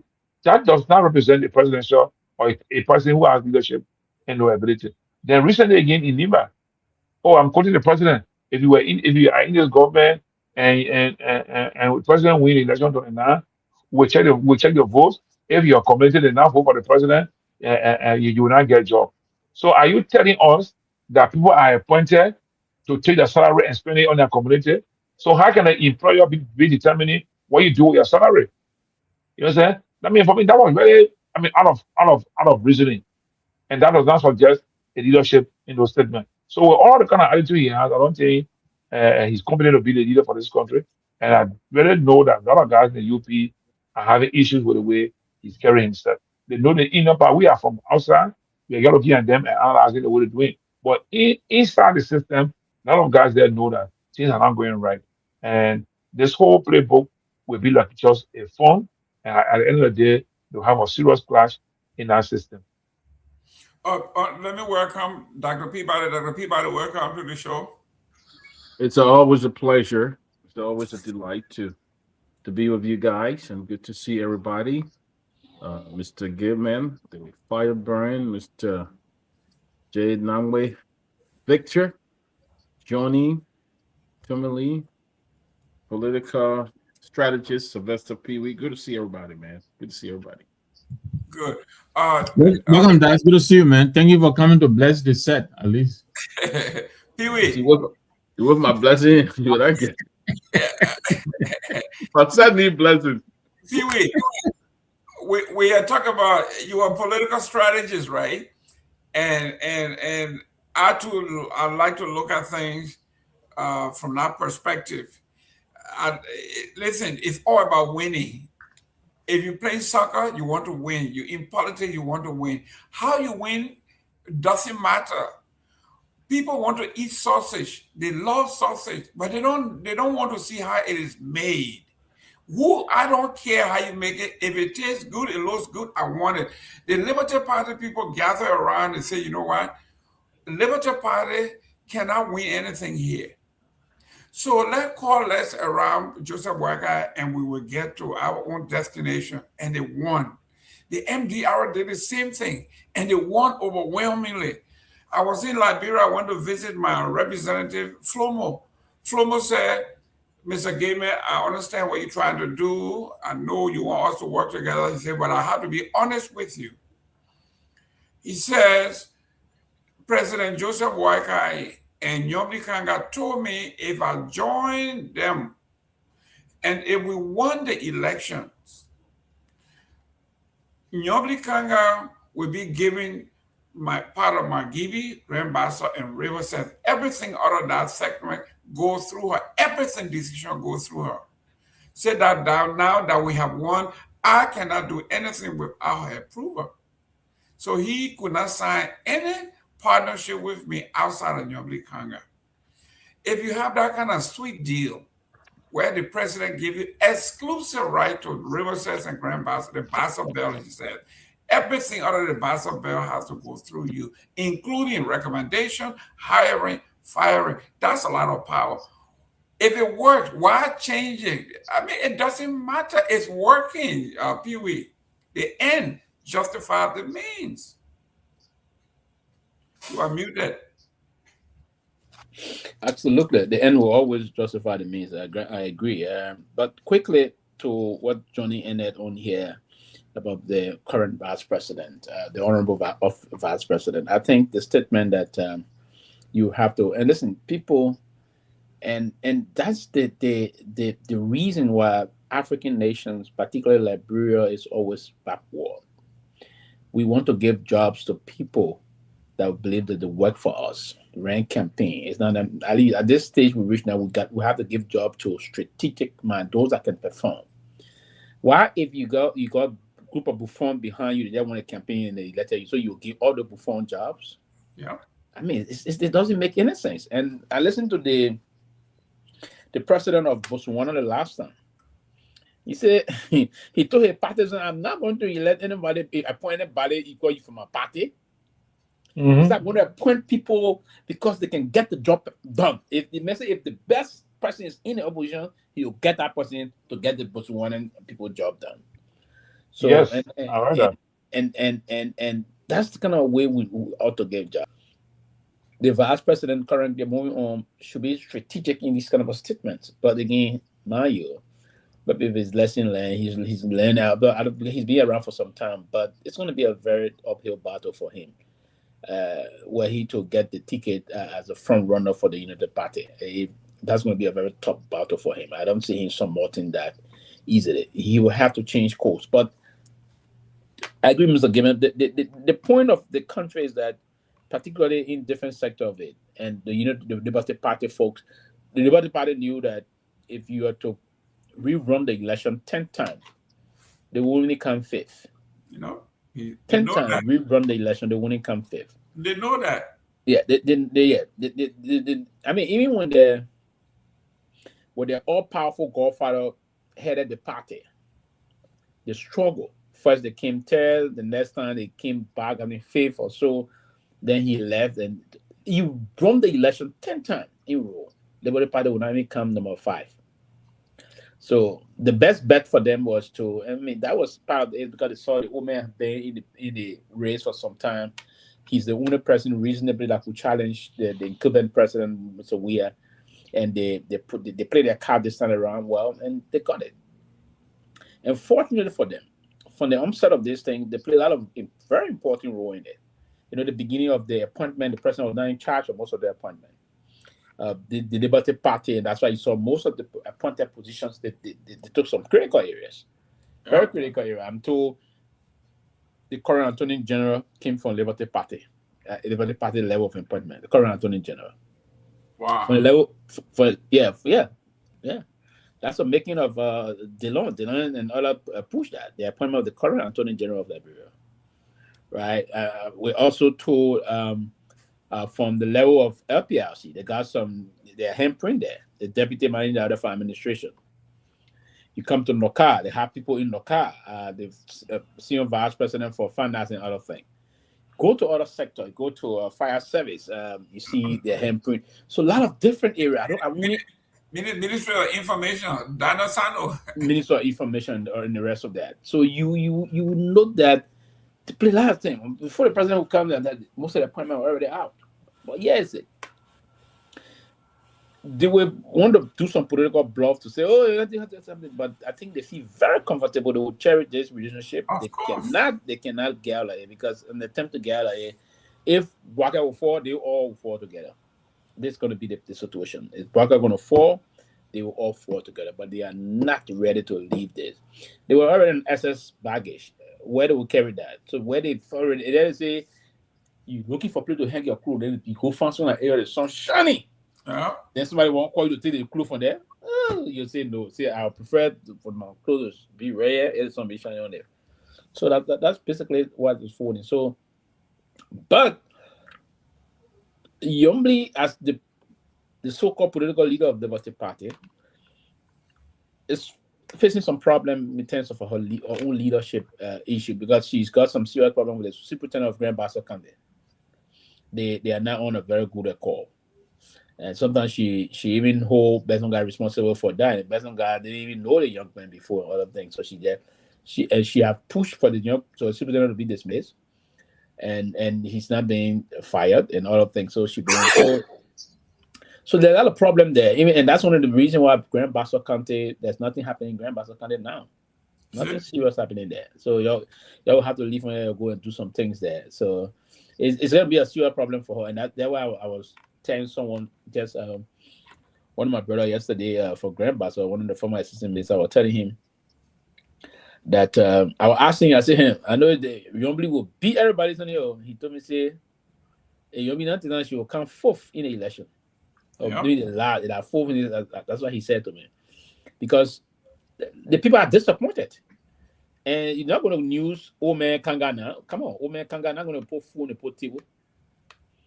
Old man Kanga not going to put food, not going to improve the hospital there that is abandoned. They had to call it matter. What is the name of the hospital there? The General Hospital? Yeah.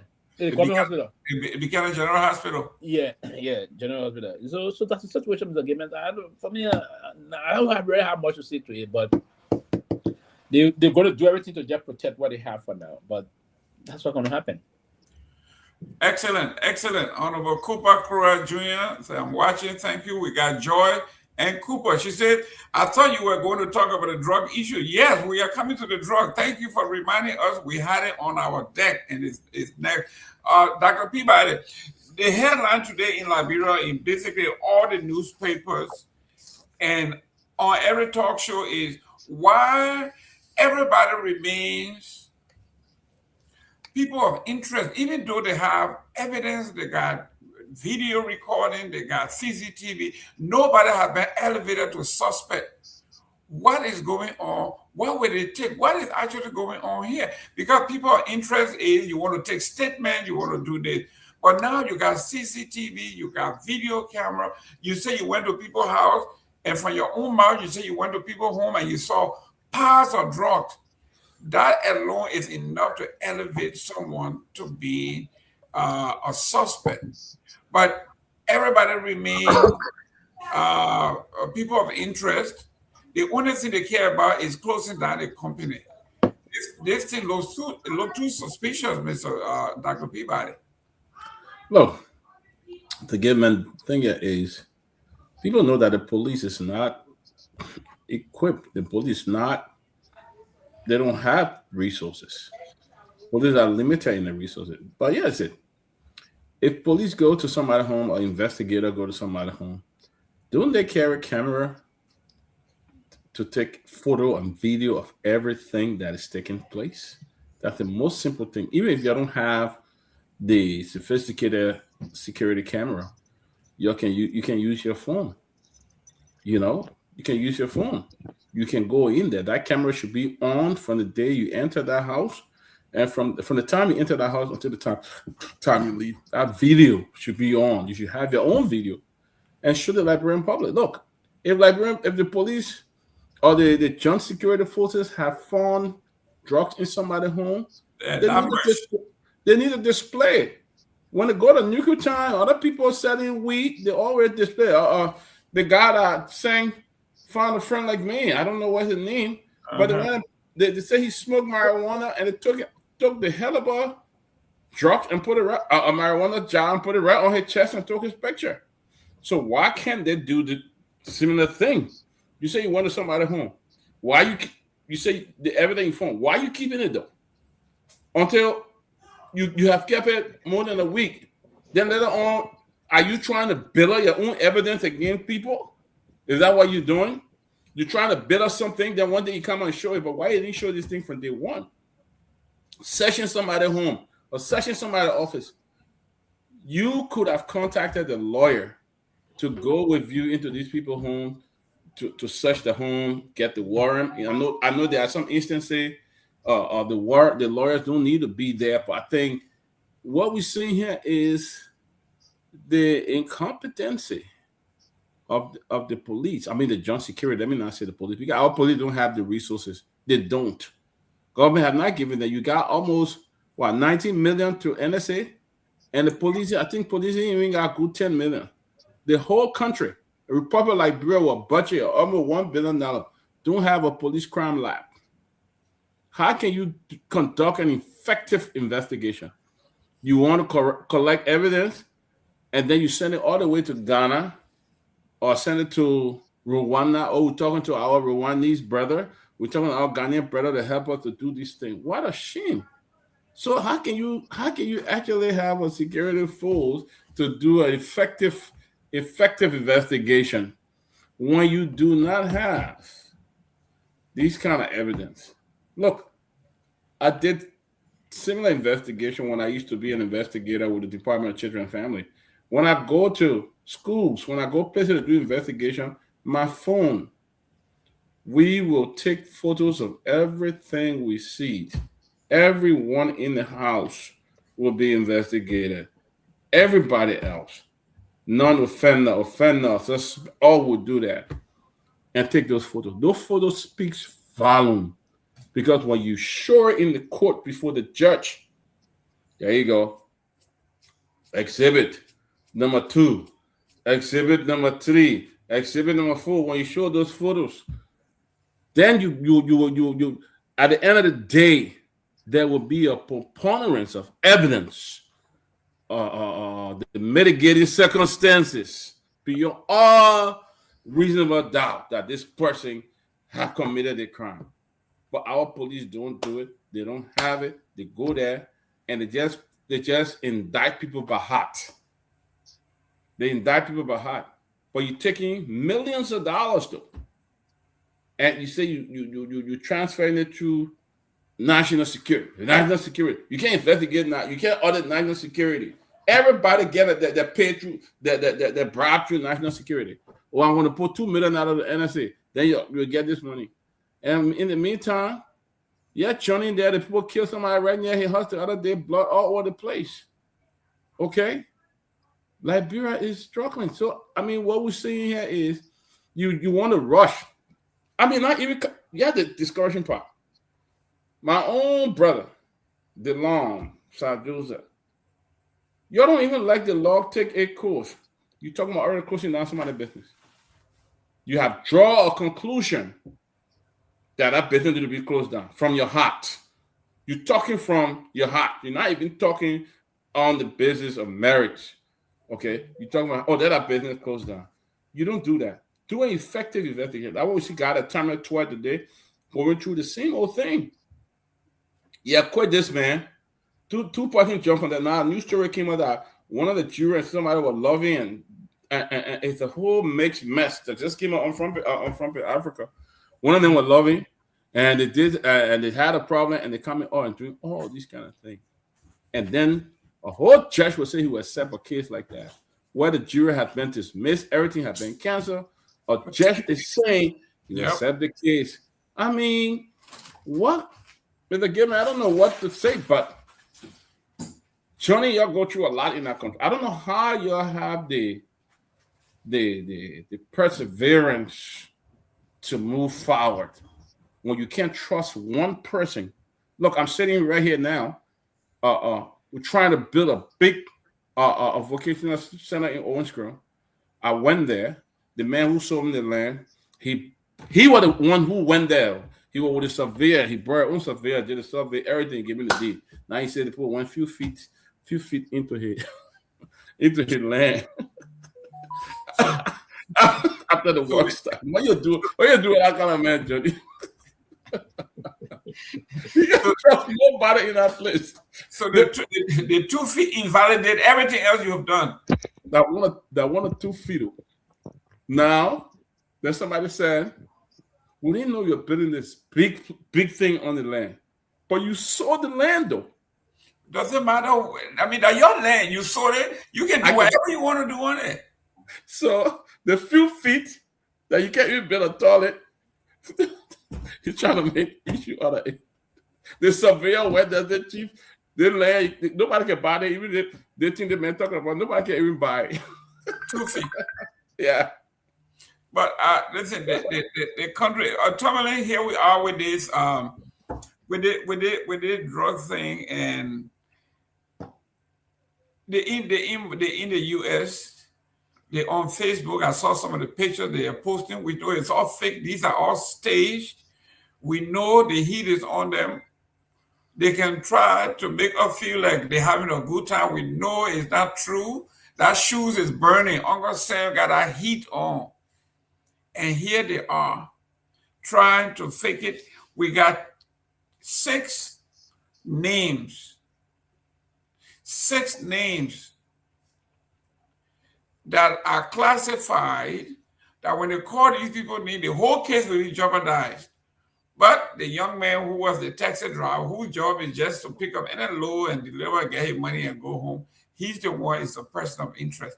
The man that blew the whistle that's supposed to be at the White House or at the executive mansion as a hero, he now is in custody, suspended. Tell me, George, you as a Liberian, you getting ready to retire to go home, you telling everybody to go home. If you don't have a judicial system, if you don't have a justice system, let my Ellen say you're on your own. Yeah, Mr. Gayman, look, one thing I know is that if for the fact that you got my little brother sit in the Netherlands and he imagine calling and he's on top of this case, and you think how he's getting information. People within the, and don't forget, he member of the round of the rescue government, the rescue Rambo.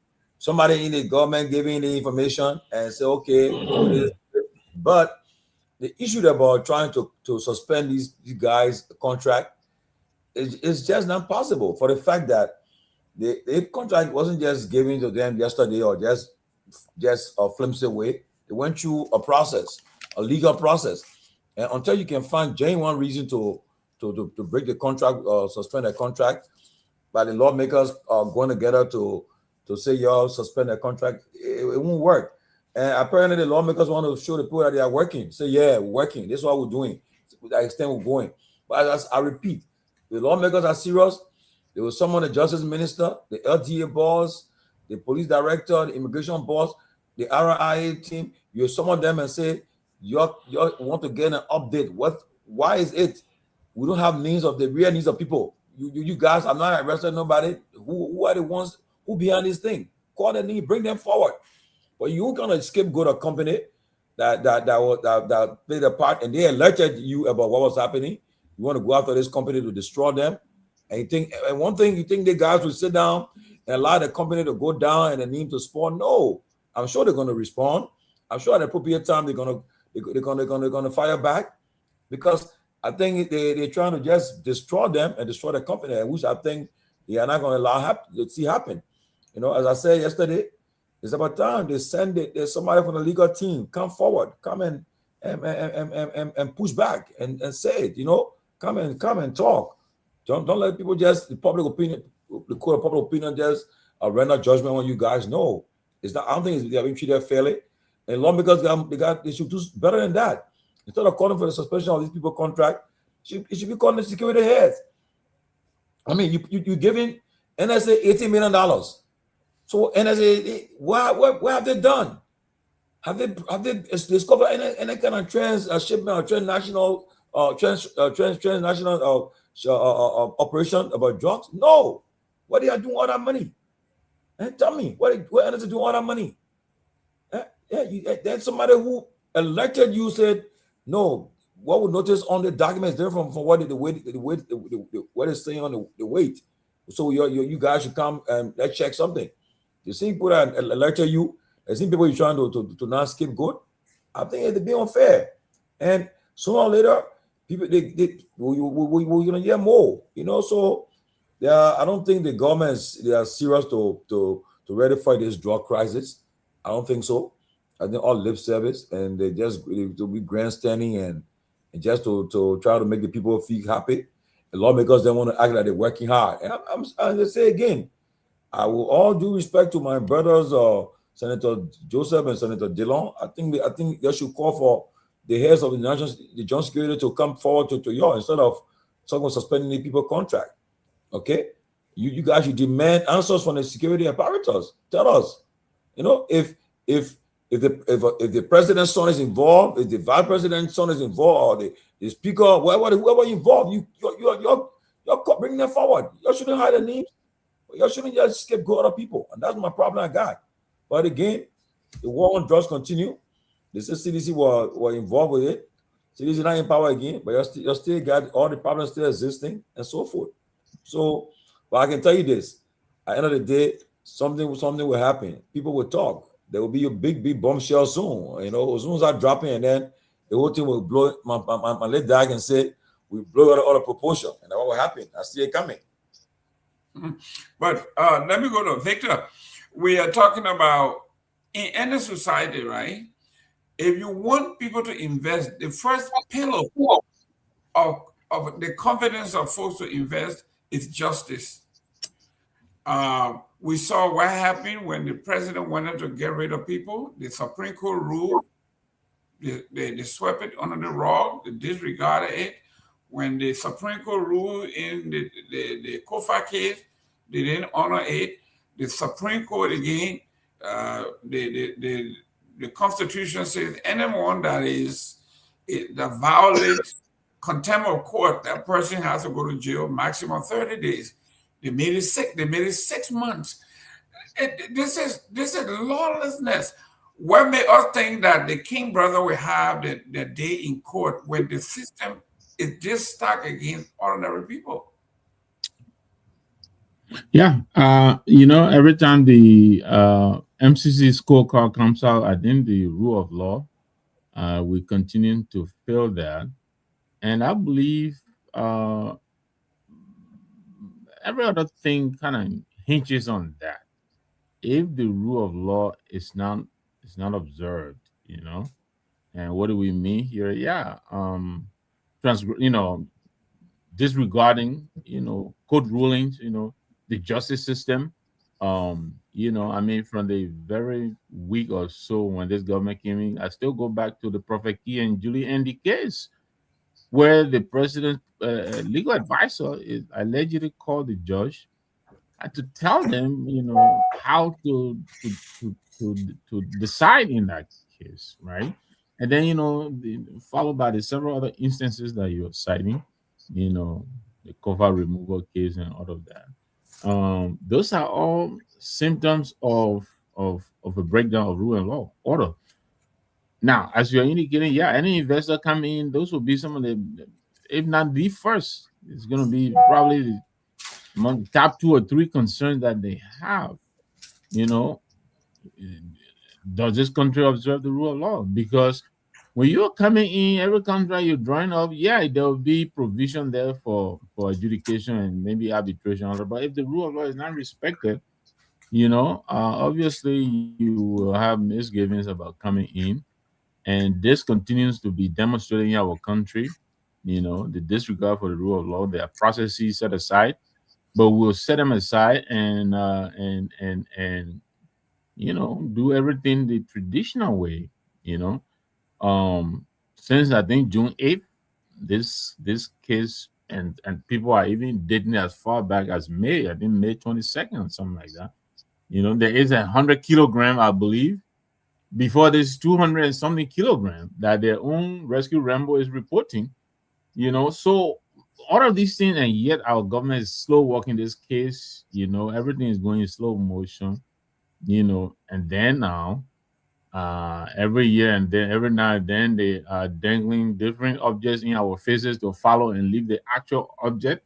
You know, the all of these things now they were saying, you know, Peter King was on the run, and now they've been talking to the man. They haven't told us what it is that this man is, you know, what is he saying? And just like you rightly said, we still have people of interest. We don't have any suspect. You know, what is going on? And you know, this is now going beyond just the rule of law. You know, Liberia. You know, I was reading somewhere today. Our region is now, you know, under the spotlight. Sierra Leone has a major drug problem next door. We all heard that and read that the president's daughter is married to one of the kingpins, who is an international drug kingpin, this Seleke fellow who is resident in Sierra Leone. And it is believed to be passing some of this stuff through Liberia. This is something that is available in the public view, you know, yet our government, you know, is still playing hanky panky with this thing. But this is a very serious matter. This is going to do, if it is not handled properly, it's going to leave an indelible mark on this government and this country. You know, I mean, we've said enough already on this. I don't know what else can be said, and yet, you know, nothing seems to be moving. You know, our government is not saying anything, which is a tradition of this government on major issues, major happenings. They tend not to say much, and you know, everybody just left to wonder on their own. I mean, we can go back to the border crisis, you know, several other instances where this government we expect them to be forthcoming, and yet they're done. They're done. And sometimes it takes forever for the president to come out and speak. When he does, most of the time he doesn't really say much, you know. But this too is Liberia. Well, Johnny, under the Joseph Walker Ellen government, the rule of law was also an issue. You remember there was a Japanese, Korean businessman, drug money. They say so-called drug money, or Nigerian, and they confiscated the money, and the court told them to reimburse, gave the man his money. And my own partner, somebody that I know, Banks said that part of the money was used to build the president's fence around her house. This is not anything that, this is nothing new under the Unity Party people. They have a history of disrespecting the law. The judicial system means absolutely nothing to these folks.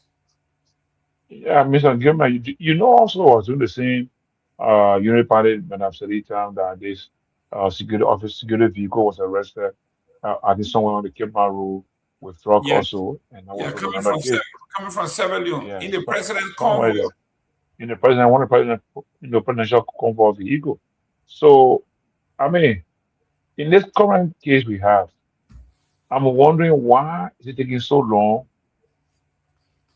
to have a concrete lead into knowing how the drug came to Liberia, who was responsible, and the rest of it. Because this drug was already packaged to be exported from Liberia. Was it in transit, or is it that we have a production or place in Liberia that is manufacturing and packaging and exporting, or was it in transit, en route for another place to get passed through here and go? And if even if it was even if it's a place where we are producing this thing here with the industrial place we have here, once it was packaged, then the document that was the way bill for the aircraft to take this thing is available. This way bill will have information on the person or individual that are responsible to ship this thing. Not necessarily the shipping agency, but the individual that processing it through the shipping agency. That also will have a name of who is to receive all the information on final destination. All those information should be available. We should make the police or the security agency to now be able to have a lead and effect an arrest. But all those that we have heard the president, I mean the government, and of calling their names or pronouncing their names as persons of interest, if you look at their role in the whole process, their role is not say that doesn't give the police or security any substantial leadway in this process. I think the most important document you're looking for is the way bill. If that is not available, if that is not available, and they are dealing with the current people we have, I bet you if they charge anyone to go to court, that person will be set free. Because even if we try to even access the new drug law of Liberia, the way it's organized, the way it is rating, we're gonna have some deficiency in the process. So we have to make sure that the police agency, the police or the DEA, or all those involved come up clean and make sure that somebody is arrested. And I think the reason why they are not doing any arrest, I want to think, I may not be correct, that this process, this thing has a link to a high profile person in Liberia or outside of Liberia. And so that's why they are confused or they are trying to see how they can handle it. And what I want to do, because the first thing is cocaine is not an ordinary thing we have. Cocaine and the marijuana in Liberia, yeah. Like cocaine just throw the seed and will grow anywhere in your backyard or in your farm anywhere. Cocaine is a chemical process, it's a substance that produce through some very chemical reaction that takes place, reaction that produce that. So this is very serious. I mean, like the two things stated. If it wasn't in transit, then it would have to be a place where we are processing it or producing it. And if we are producing it in Liberia that is more dangerous to us, then it will lead us to be called a narcotic state or a narco state. You understand? So I already thought by this time, like I always said, the CRC will be in full charge on this thing and be on the board back. And you know, even himself will be having a talk. I was surprised that they had the president spoke and they had to do it too or some audio recording and play to the people. Then how do we know that our government is serious to fight drug when the government declare sort of emergency on the drug issue from the get goal of the government coming into power? So I want to ask all of us every day, even if we take us 20 minutes to discuss the drug, let's keep reminding Liberian people, remind the government that this issue is a concern. And at some point, if they don't come up clear, that will convince the people that they show the funny thing, we will have to act. You know what happens in South Africa? I have a second thought. Probably the South African believe that the government is not acting to ensure the immigration policy is followed. That's why citizens are taking action. And the citizens are the source of power. Like our constitution says, we form government for our well-being. So if the government cannot take care of our well-being, we will act. You understand? We will act. Because clearly, no Liberian should be happy that Liberia is a place where they are using to transport drug or using to produce drug such as cocaine. So the government must take that as a warning. Liberian people we gotta use this platform to inform Liberians that this drug issue should not be laid aside. We should not treat it like the way we treat everything else. And Liberians who want to live in denial because you are a partisan, or because you are a Daha, or because you are I know whatever way you want to see yourself, is not in your interest. It is against you, your children, and your future. A country that become a drug transit country or drug producing country, that country is going to be in hell. The next thing you start having, gunmen will start moving around here. Drug and gun are associated.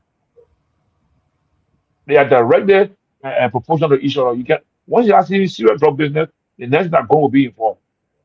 So this is a serious matter.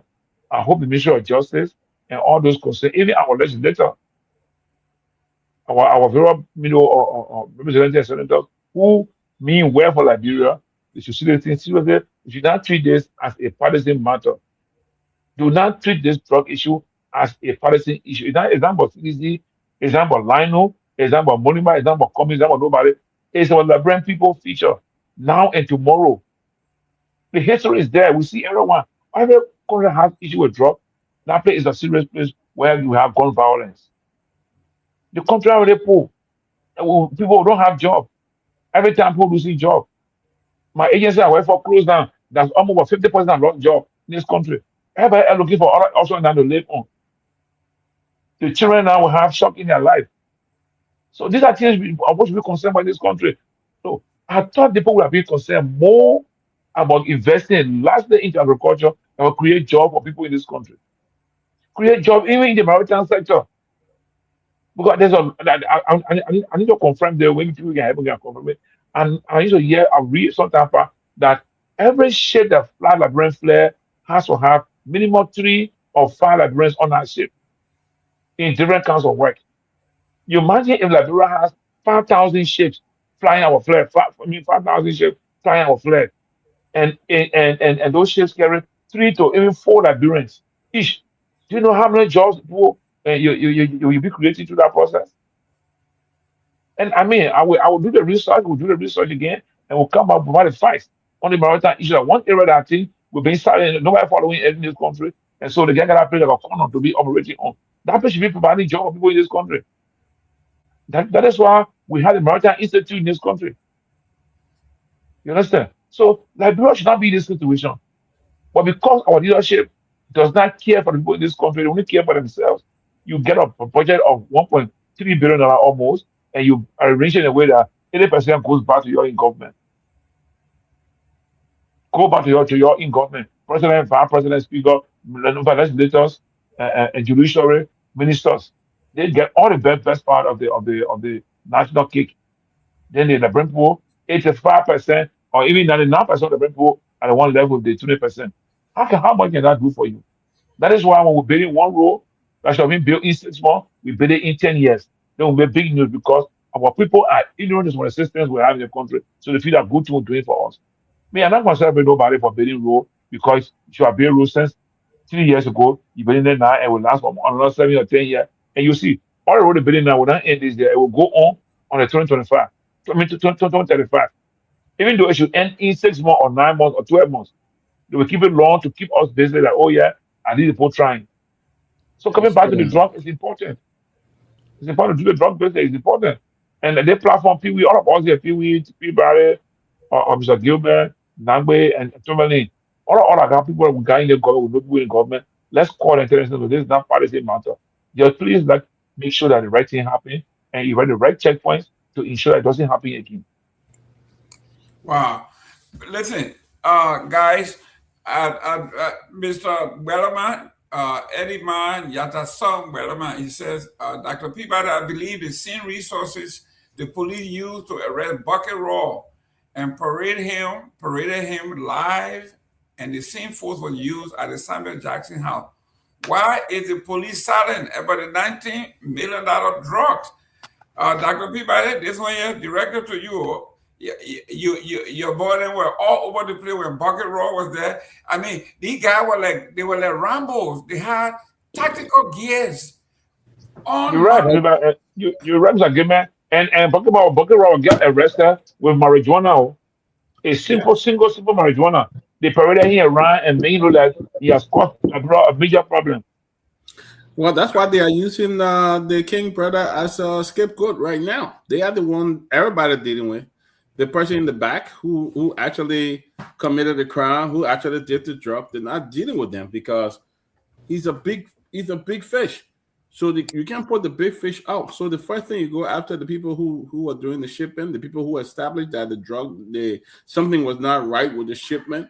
That's who you are using for scapegoat, and then you're taking information and sending it to another brother because you can support him and get him money, and that's why he's doing that and coming up publishing video and all this thing. Because I'm concerned, what security or investigating journalist he is, that he gets all these video, he gets all these different things. Factor one up. I was told by somebody that some of these guys reaching out to some of the people and telling them, "Oh, you'll see what we'll put tomorrow. We'll see what we'll write on you tomorrow. We from this news." They're calling the people and telling them, "Oh, see what we're going to publish tomorrow." You will not believe it and stuff like that. So it's somebody, the big fish, hitting the news, and we know who that is. We know who involved. We know who they are. And one day I'll just get mad and just bust up things here. And that's what we need. We should get an ultimatum to Peabody. Get an ultimatum that if we don't do the next 6 weeks or the next 2 weeks or 1 week, we will call names that we know. Yes. I will not go around for the next 2 years. I have business. I will say and bust a name. We know. You can't stop me from coming to my own country. We know who they are. I will stop calling name here. Maybe one day I'll drink one bottle of Modelo and start calling. No, don't say that. No, people, don't say you drinking something. You will say it consciously. Don't say you call it drinking. I will say it consciously. Say the same thing, but listen, Dr. Peabody, all the poor people who depend on you for well and drinking water. Don't stop me. They will show up at the airport. You saw what Fina Bono did yesterday. All her prayer warrior dressed in white. Yeah. About 200 of them when they know you're not going to railroad this woman. They stood by her and said, listen, you have to be factual. You got to bring your evidence. You got to do everything. You can't kind of railroad anybody else. And the thing is, Kevin, nothing wrong if you have evidence against Fina. That's the fact. If you have evidence against Fina, bring it out. Nobody will blame you. You know, one thing I like about the facts, when they fed in this country, when they slam you, you just say, I got nothing to say. Because they're not rushing. If it's taking them 2 years, they will do the investigation.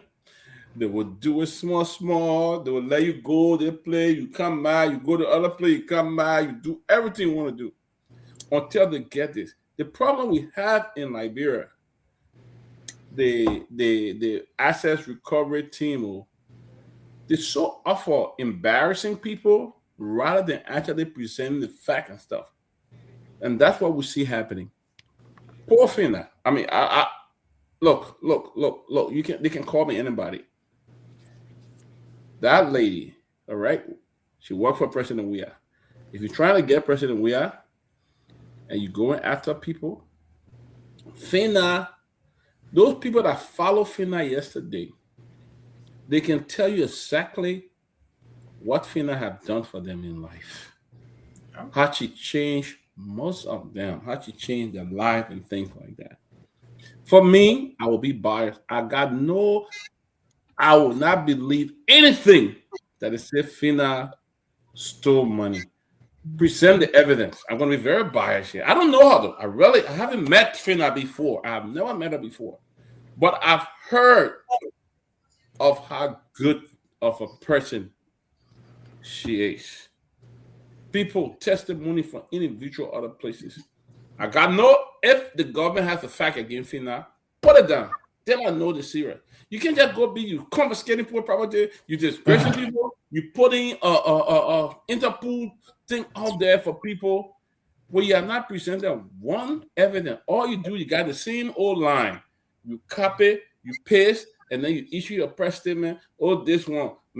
What is it? Let's see the evidence. One lawyer told me, he said, one of the most difficult things for anybody to convey people on, especially when it comes to asset recovery, things like that. He said it's one of the most difficult things. And I think what they're doing to Fina, it just more like a witch hunt. To be honest, I never met Fina before, but from what I heard and people I talked to, it's just witch hunt. That's all they're doing to that lady. That's all. But Linda, Peabody, I totally agree with you, but I wish we would go further and have the same people come out in the streets now and talk about what's happening with the drug situation in Liberia. Why are they not doing that? Yep. You know? Yep. I don't know. And I know who the drug dealer are. They know. Yeah. I know you for fact. And if I keep talking, I'm gonna end up calling in. Let me be quiet, Mr. King. Spill the beans. Spill the beans. Spill the beans. I keep talking. Keep talking, right? Pewee. I was shocked yesterday when they went to court and they had nothing. They were not talking about evidence. They were not talking about anything. They were talking about the bond, the house that was submitted for the bond was not valued at 400,000. I mean, they are not talking about the fact. They are not talking. I mean, can you imagine a woman you want to put away for life, and you're not talking about the evidence. You're talking about bond. That the house is the bond is defective. This is crazy. Jealousy. Yeah, that's the kind of a game that sounds more comical here. And if you have incompetent prosecution, that's the kind of way you see them. They will start trying some. They tend to monkey wrench the whole thing and weaponize the process by going to the bill bond is weak and all those things. The woman out of the country and she filed the bond. The judge saw reason behind the bond, and part of the reason before the judge can grant those criminal appearance bond, you have to see it. I think so. The bond, I mean, it was signed by a reputable insurance company. I want to believe it's not the issue. They're just trying. It's just part of the entire game of the litigation process. You know, sometimes the bad time, and I hate to see prosecution buying time, and that's the reason why Dr. Peabody were trying to say something here, and that's the reason is that the prosecution will have to take time in building your case. The evidentiary matter is very critical and important. You need to have critical material evidence that can impact the case. And if it's a criminal case, and we need to step aside from this preponderance of but it is beyond the reasonable doubt. So, and that's one of the reasons why the government prosecution can be very meticulous and stay from the issue about political sanction in a matter. Before you indict anyone, you need to know that you are cross all of your I's, cross your T and dot the I's effectively. Because if you announce an indictment, meaning you have all of the backing evidence to induce the evidence to nail that person in court. To come and start running behind the judge saying the bond is defective, it's weak, and other things, is buying time. Listen, this case is going to have some rough time again in court. And then eventually, if she's deemed, if she were to be acquitted by the jury, then the government will come out, they'll set some stage to say, okay, no, the jury tempering, right? And then they want to call for a retrial. Is this the way we're going to be wasting government resources on unprepared bunch of incompetent prosecutors? So the government ought to be serious about this. If you charge someone, and that's why I was saying, Clark Tumit, I know whosoever the name is, he have to be mindful as to the intent of charging people. Now, FINA played a very critically important role with the Myean administration. She was the chief of protocol to the executive mansion. She played a lot of role. But to say you and at that level, FINA is not clear responsibility to handle government funding. I don't know how. So I don't know the structure of this case. What I haven't read the indictment, and to say that she cannot account for some money in the tune of millions or whatsoever, I want to know what she's not custodian of any government funding. The chief of protocol to the executive mansion does not account for funding at the executive mansion. Does not. As far as my memory my collection will serve me, no. Those that account for funding at the executive mansion is the Deputy Minister of States for Administration, the Controller at the Ministry of States, and that of the Minister of State for Presidential Affairs, who is the head of institution. So you're not just having him to be the chief of protocol to the executive mansion and to the President of the Republic. So I don't know why is it that she's being charged with talking about Gracia Rye and all those things, and I thought there was some appropriate documentation that they wouldn't, but that will have to come back to court. And I know the case charging someone or politicizing or weaponizing these kind of cases, you have to come back to proof to give the high evidence. But back to the judge case, Mr. Gayman, it's important. And some number was saying we will hold on first and foremost to stop calling name for now. But the critical things, I just got some basic information today. Very important. That Martin Colley is also not telling the Liberian people. Martin Colley is leaking the CCTV footage that was given to the government by GLS. Imagine GLS had to subpoena this documentation after they are already, the government was subpoenaing this documentation when GLS had already given the documentation. But then the court subpoenaed this document earlier and But yeah, it's it, Mr. Nagbe. They had the same documentation before they subpoenaed them. They tried to that they were buying into the public. Okay. GLS gave all the documentation to them ever since. But what they are not saying to us, they are leaking all these things. They will get it and send it all to Martin, and Martin is leaking them. Right? But one thing I want to believe they're giving to Martin, maybe they told him to not give that out. Yeah, they tell us someone communicated with somebody and say, I am blah, blah, blah person. I will not call those names. It's very important. These are the names that they got now. 3 names. One of those names are fictitious. That name does not exist. There's somebody that the Liberian Drugs Enforcement Agency been tracking as a wanted person on their list. Now, this fictitious name they gave when the number that called one of the brothers that were involved to say we want this thing to drop because they didn't know they're doing business. They found out that the first name the person called, that name is fictitious. That name does not exist. But the number is a real number. That is in. When they track the number, they found out that DEA being hunting this person. The person is on their list. That's one. They need to call that person name. And we already know the person's name, but it's a good thing. But the DEA had that man as number 1 on their list. There's another person. The person that want to pay the money for this thing to be transported to the bank. They track that person already. That person is there. So the 2. So I would love for Martin to be very frank. If they're getting all the information, then he come out of those. They come out of them. So there's 2 names. The 3, the other one is fake. Some kind of a Fulani, the last name is some kind of Fulani, the guy. That name is fake. I know they will know that we're getting the information also. The last name they've added to that person's name is Fula. Some kind of Fula kind of a name. But it's fake. But the number that's connected to it, that number is linked to a name that's been into this kind of business, and the DEA been tracking this man for some time. They got him on their list. They know him. Why they can go after him?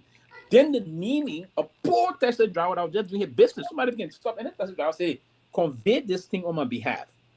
That's a taxi driver. He should not be person of interest. Maybe you can just call him, ask 1 or 2 questions, and let him go. We all know taxi business, like, bro. You stop taxi, you put your load in the trunk, you move. That's it. The person not get scanned to go start. I got to scan. Exactly. They don't ask you where you no. Even in this powerful country, they don't do that. No. They don't do that. You keep on traveling whatsoever, anything. As soon as you stop the cab or Uber, they put it there, they're going to drop it, they're gone. Yeah. They're gone. If anything were to happen, they will call them to ask 1 or 2 questions because it's in the system. The person that hired the taxi driver, they know the person that hired the taxi driver. Yep. 2 major names in the country now, the security apparatus, they got this. The Attorney General of the Republic knows about that. So listen, they need to stop scapegoating some issue in his place. The guy was he actually communicated with somebody. He back to the country and he having conversation with them. He said, okay, yes, I did it. The person that spoke to me That's the name the person called. And here's the number the person called me on. They check on the name. The name is not a real name. That person does not exist. That name, that full name. That person does not exist. But the number that called, they check the number, they connected the number in the system that the DA is already hunting that person. So the institution will have to come up with and tell us, yes. And then another person also that went to the bank to pay the money for the transfer of this. Because the folks so then say, no, y'all have to go and pay the money to the bank and bring the flare receipt to us. That person went to the bank, they check, okay, who did the payment? And so the bank gave that information to the security apparatus. They got everything. Why is the hold up? I mean, you see, so sometimes we just have to be a little bit, the country, I know we find ourselves in a very difficult situation as a republic, heavily polarized. But well, let me thank you, gentlemen, tonight, but I'm shutting it down. So thank you all so much. We gotta go watch the USA game. But yes, go ahead, Victor. USA. I gotta put my T-shirt on. USA. So yeah, it's been a great evening. Thank you for the opportunity. Yeah, go USA and go African teams as well. Many of the African teams are really doing. I think they're overperforming. I think football. Those who say football is not turning to Africa, I think there's a lot. And Jerome, you said that your daughters pointed out to you that the whole all of the teams playing at maybe one or two countries that may not have a black person on those teams. Every one of them, So I think this is good for black football, African football. So we're very, very excited, and hopefully tomorrow we'll be talking about those teams that are not into the knockout round. I think this weekend this first round is supposed to be completed. So by next week now, then it's either win or go home. So, but thank you all guys. Hope to be with you again tomorrow.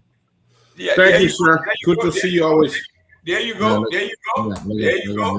USA right here. All right, right you gotta tell where your divided loyalty. Are you with Haiti or with USA? You gotta tell us now.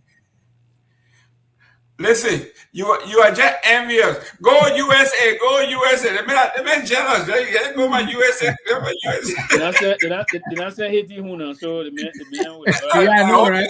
I'm back at home base. The job made it easier for him, right? That's right. But see you tomorrow, guys. Yes, go ahead. My first time seeing black Japanese. Yeah, he goalkeeper. He doing good. Yeah, Suzuki. He look black. Yeah, the man got Suzuki's father is a Ghanaian. His mother is a Japanese from the US. Yeah, but listen, we got our own black Suzuki. They see where they are. I thought the Japanese culture, you have to be both parents have to be from Japan before you get Japanese citizenship. But that man can be playing. That Paul can be playing. He probably they don't even give him citizenship. They just give him citizenship. No. They can't do it. No, they can't do it. Black person on the Qatari team too. I think. You have to. I think to own property. I think they say to own property. Okay. I don't know how they did it. They say both parents, but I knew it was found out. But Japan being more liberal now. They've been doing some things. Also, Suzuki, father is a Ghanaian. Yes. Ghanaian from the US. And the mother, I mean, even the Lakers got yes.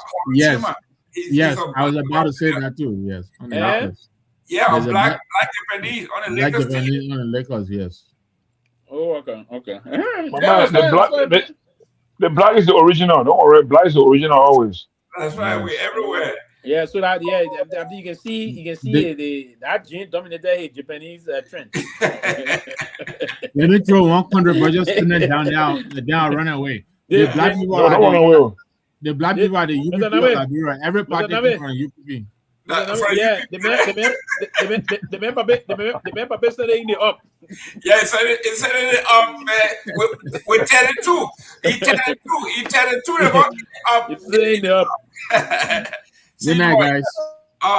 Brother Papa said, "Master Mani John Kato." John Kato. You know, here you see Omen Job. You my cousin. John Kato. That's Sir John the Third. Sir John told you that time, my son. Johnny, I do it over there till you go ahead with your closing. Yeah, man, but, I mean, thank you, Mr. Gilbert, and the rest of the team. I appreciate everybody. Even though my old man, Nagbe is gone, but everybody have done well, and let's continue serving the brain people with the better information, objective information. And I want to ask all of us, let's make the drug issue our number one concern until we We are not find leaving. We're not going and to leave arrive at the logical conclusion on the drug matter. And you progress, I want to ask you if it's possible. If we see any reason why trying to downplay it, we need to rally our resources and call for citizen action for the government to act to address this drug issue.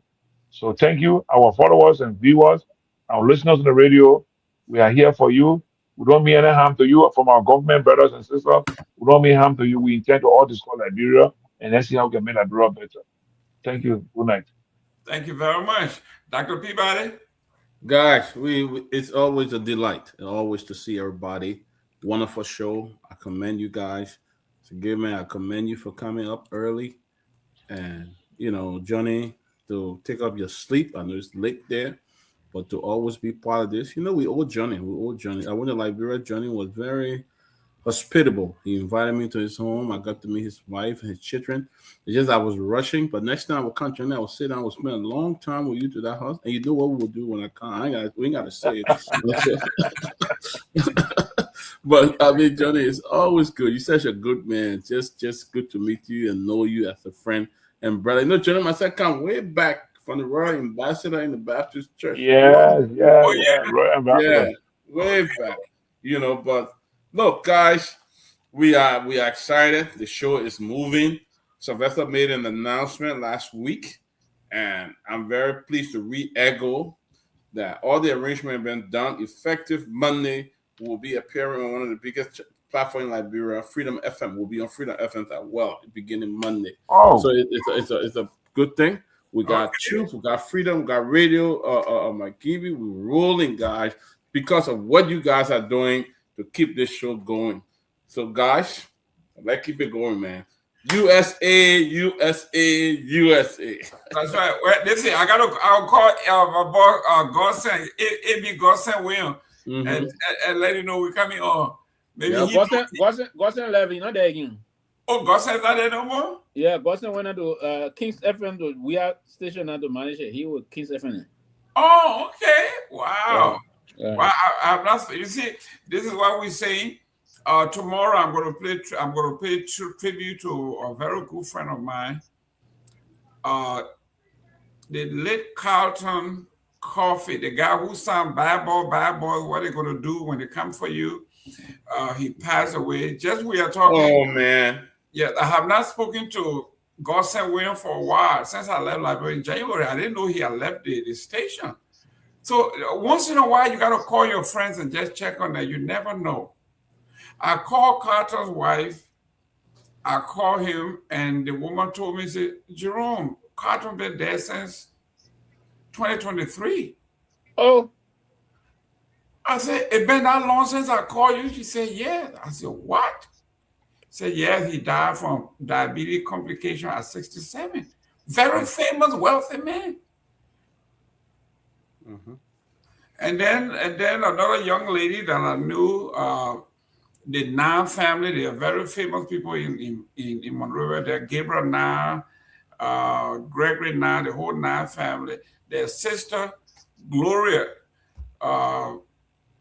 because of the war, she went to Cameroon, and while she was there, she started a family with a Cameroonian, and she lost her life too at the age of 64.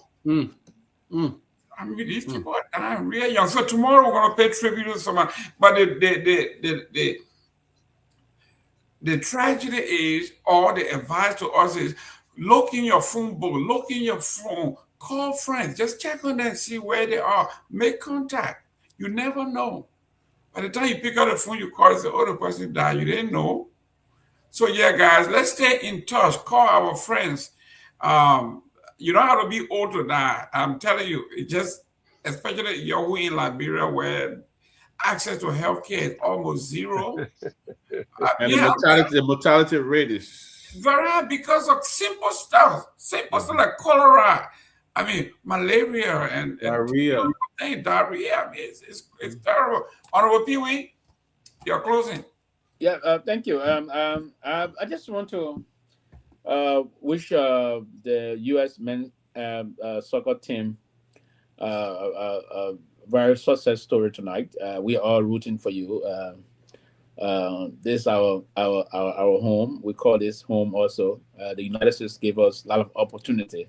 Yeah. So the fact that the United States gave us this kind of all the kind of a wonderful opportunity as particularly we from the Liberian community, and we have a son from our community also rooting for the United States soccer team. We all here praying fervently for the entire team.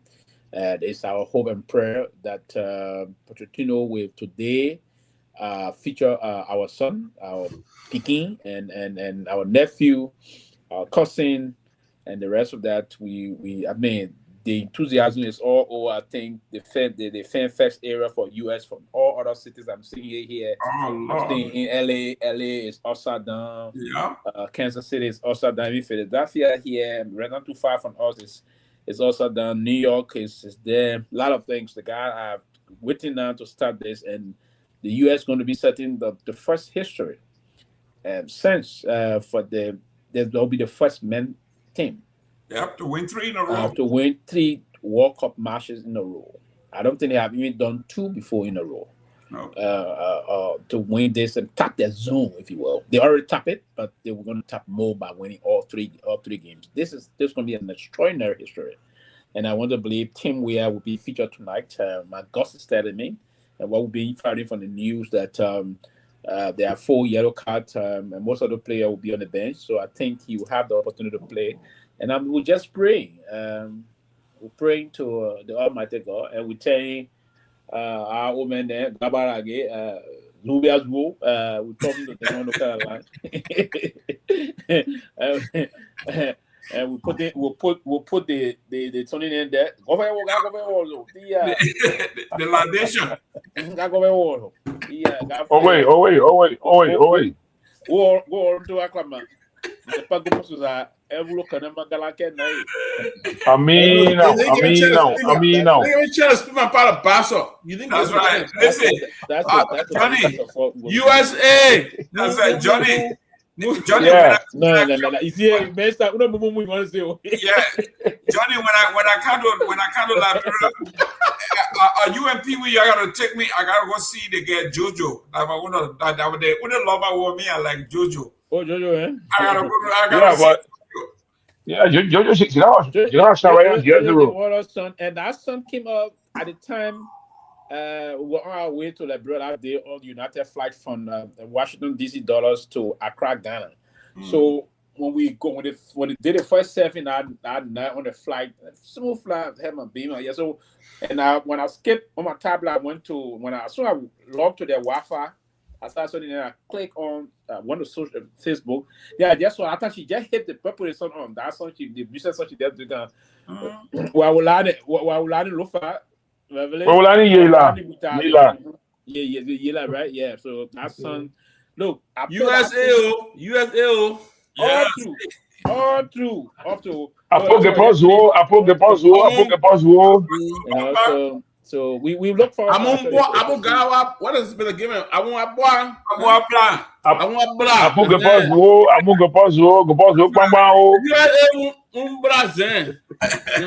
No, you can notice. You know that the Basel boys are struggling here to speak their Basel tonight. I tell you, and I'm helping them. After we be there, it will be all. You see the soccer ball here. Peabody, Gayman, and too many Debage. It's all right. Too many can I even speak one? He know one. I beg you, yeah. Vijana, you beg you, yeah. He know one. Too many know one. Ring Basel good. Say you have to win. Let me ask for you. But listen, I'm reading some of the sign up here. The other one said our turkey is done. They're gonna eat it tonight. The other one said I got some top of soya. I can tell you guys this. I can tell you guys this. My prediction. I will play and you will score. Okay. You said that last night. You said that last night. You said it. So you'll play and score. You'll score tonight.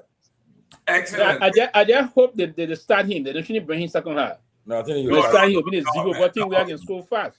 No, I think he will start. Tomalin, George, take us home. Yeah, they Gayman. They actually pick one basel that you will win. That all of them. Yeah. Tomorrow. I'm not talking about. Don't interrupt too many. Don't interrupt. Gayman, could you ask him to speak one basel that you tomorrow? I'll ask him tomorrow. Don't call for him. Tomorrow. The party going on. Everybody with that beer in their hand. Oh man, I'm coming to go watch the game. Huh? I got my little cool A in the cup. I see. God is God. There's a sport bar 10 minutes away from me. I come and drive there. I come in there so we'll go watch the game. Oh, I've been sitting. I can't go nowhere. I've been sitting. That's right. But guys, good show, man. And look, let us pray for our country. And this drug crisis will come. One day we'll get put under control. I'm sure we'll do it. Let's use our platform, use our voices, and wherever we can make it happen. Let's go for it. But I can tell you should expect a big some development will happen in the drug crisis either tomorrow or about weekend. I'm sure you'll hear some development. We are confident to hear something. We're looking forward to it, and let's see what happens. But again, my biggest fear and worry is about our country. I'm thinking ahead of. I'm looking at 2029. I don't know what will happen, but I can tell you, I know a lot will happen. People will cross carpet. They will do a lot of stuff. A lot of and how to call it, wheeling and dealing will take place. At the end of the day, that makes sure Liberia is on the right path because Liberia is behind the country that is behind. So that's what I would say. Thank you very much, guys. Go USA, go USA. Ricky Young, 1800 said, I took that particular flight last July and married my Ghanaian girlfriend. Okay, Ricky. Ricky Young, you not Fatima again? Ricky, the Liberia women waiting for you in Liberia. They will knock you here. You go lead her, you go marry a woman in Ghana. Fatima again, oh, Ricky. Fatima in Liberia, she get her for you no more. What she said? Got confirmed today. She got confirmed again today. Yeah, she said me, Joseph Waka, daughter, me, Papi, daughter. The other to define say it again. Yes. The other what government is? Yeah, your government is the Of the people and by the people. Yeah. So when I get people money, right? When the game starting? 10 o'clock. Oh, but then we still got time. Yeah, the coverage starting. The game starts at 10. You know what the guy said? Fatima broke up with me before she left for Liberia. Hey, I get drafted. Hey. The flag, United flag. I'm a new rider on this song. Well, United. That net flag. Just take it. You see, you get charged. So money rich. You rich so money. I'll focus on United and Brussels, man. The only thing is expensive, but I like it. Oh, man. I see you, man. I see you. Okay, guys. I mean, people are going to look in the place, oh. The place will look like they are going to look there. Modelo. The Reverend Dr. Henry Peabody. Oh, man, Jordan, we got to talk. Yeah. But man, come in quick that time, man. We got something to finish. Yeah, we'll finish it. Yeah, we got to. All right. I'll call you. All right.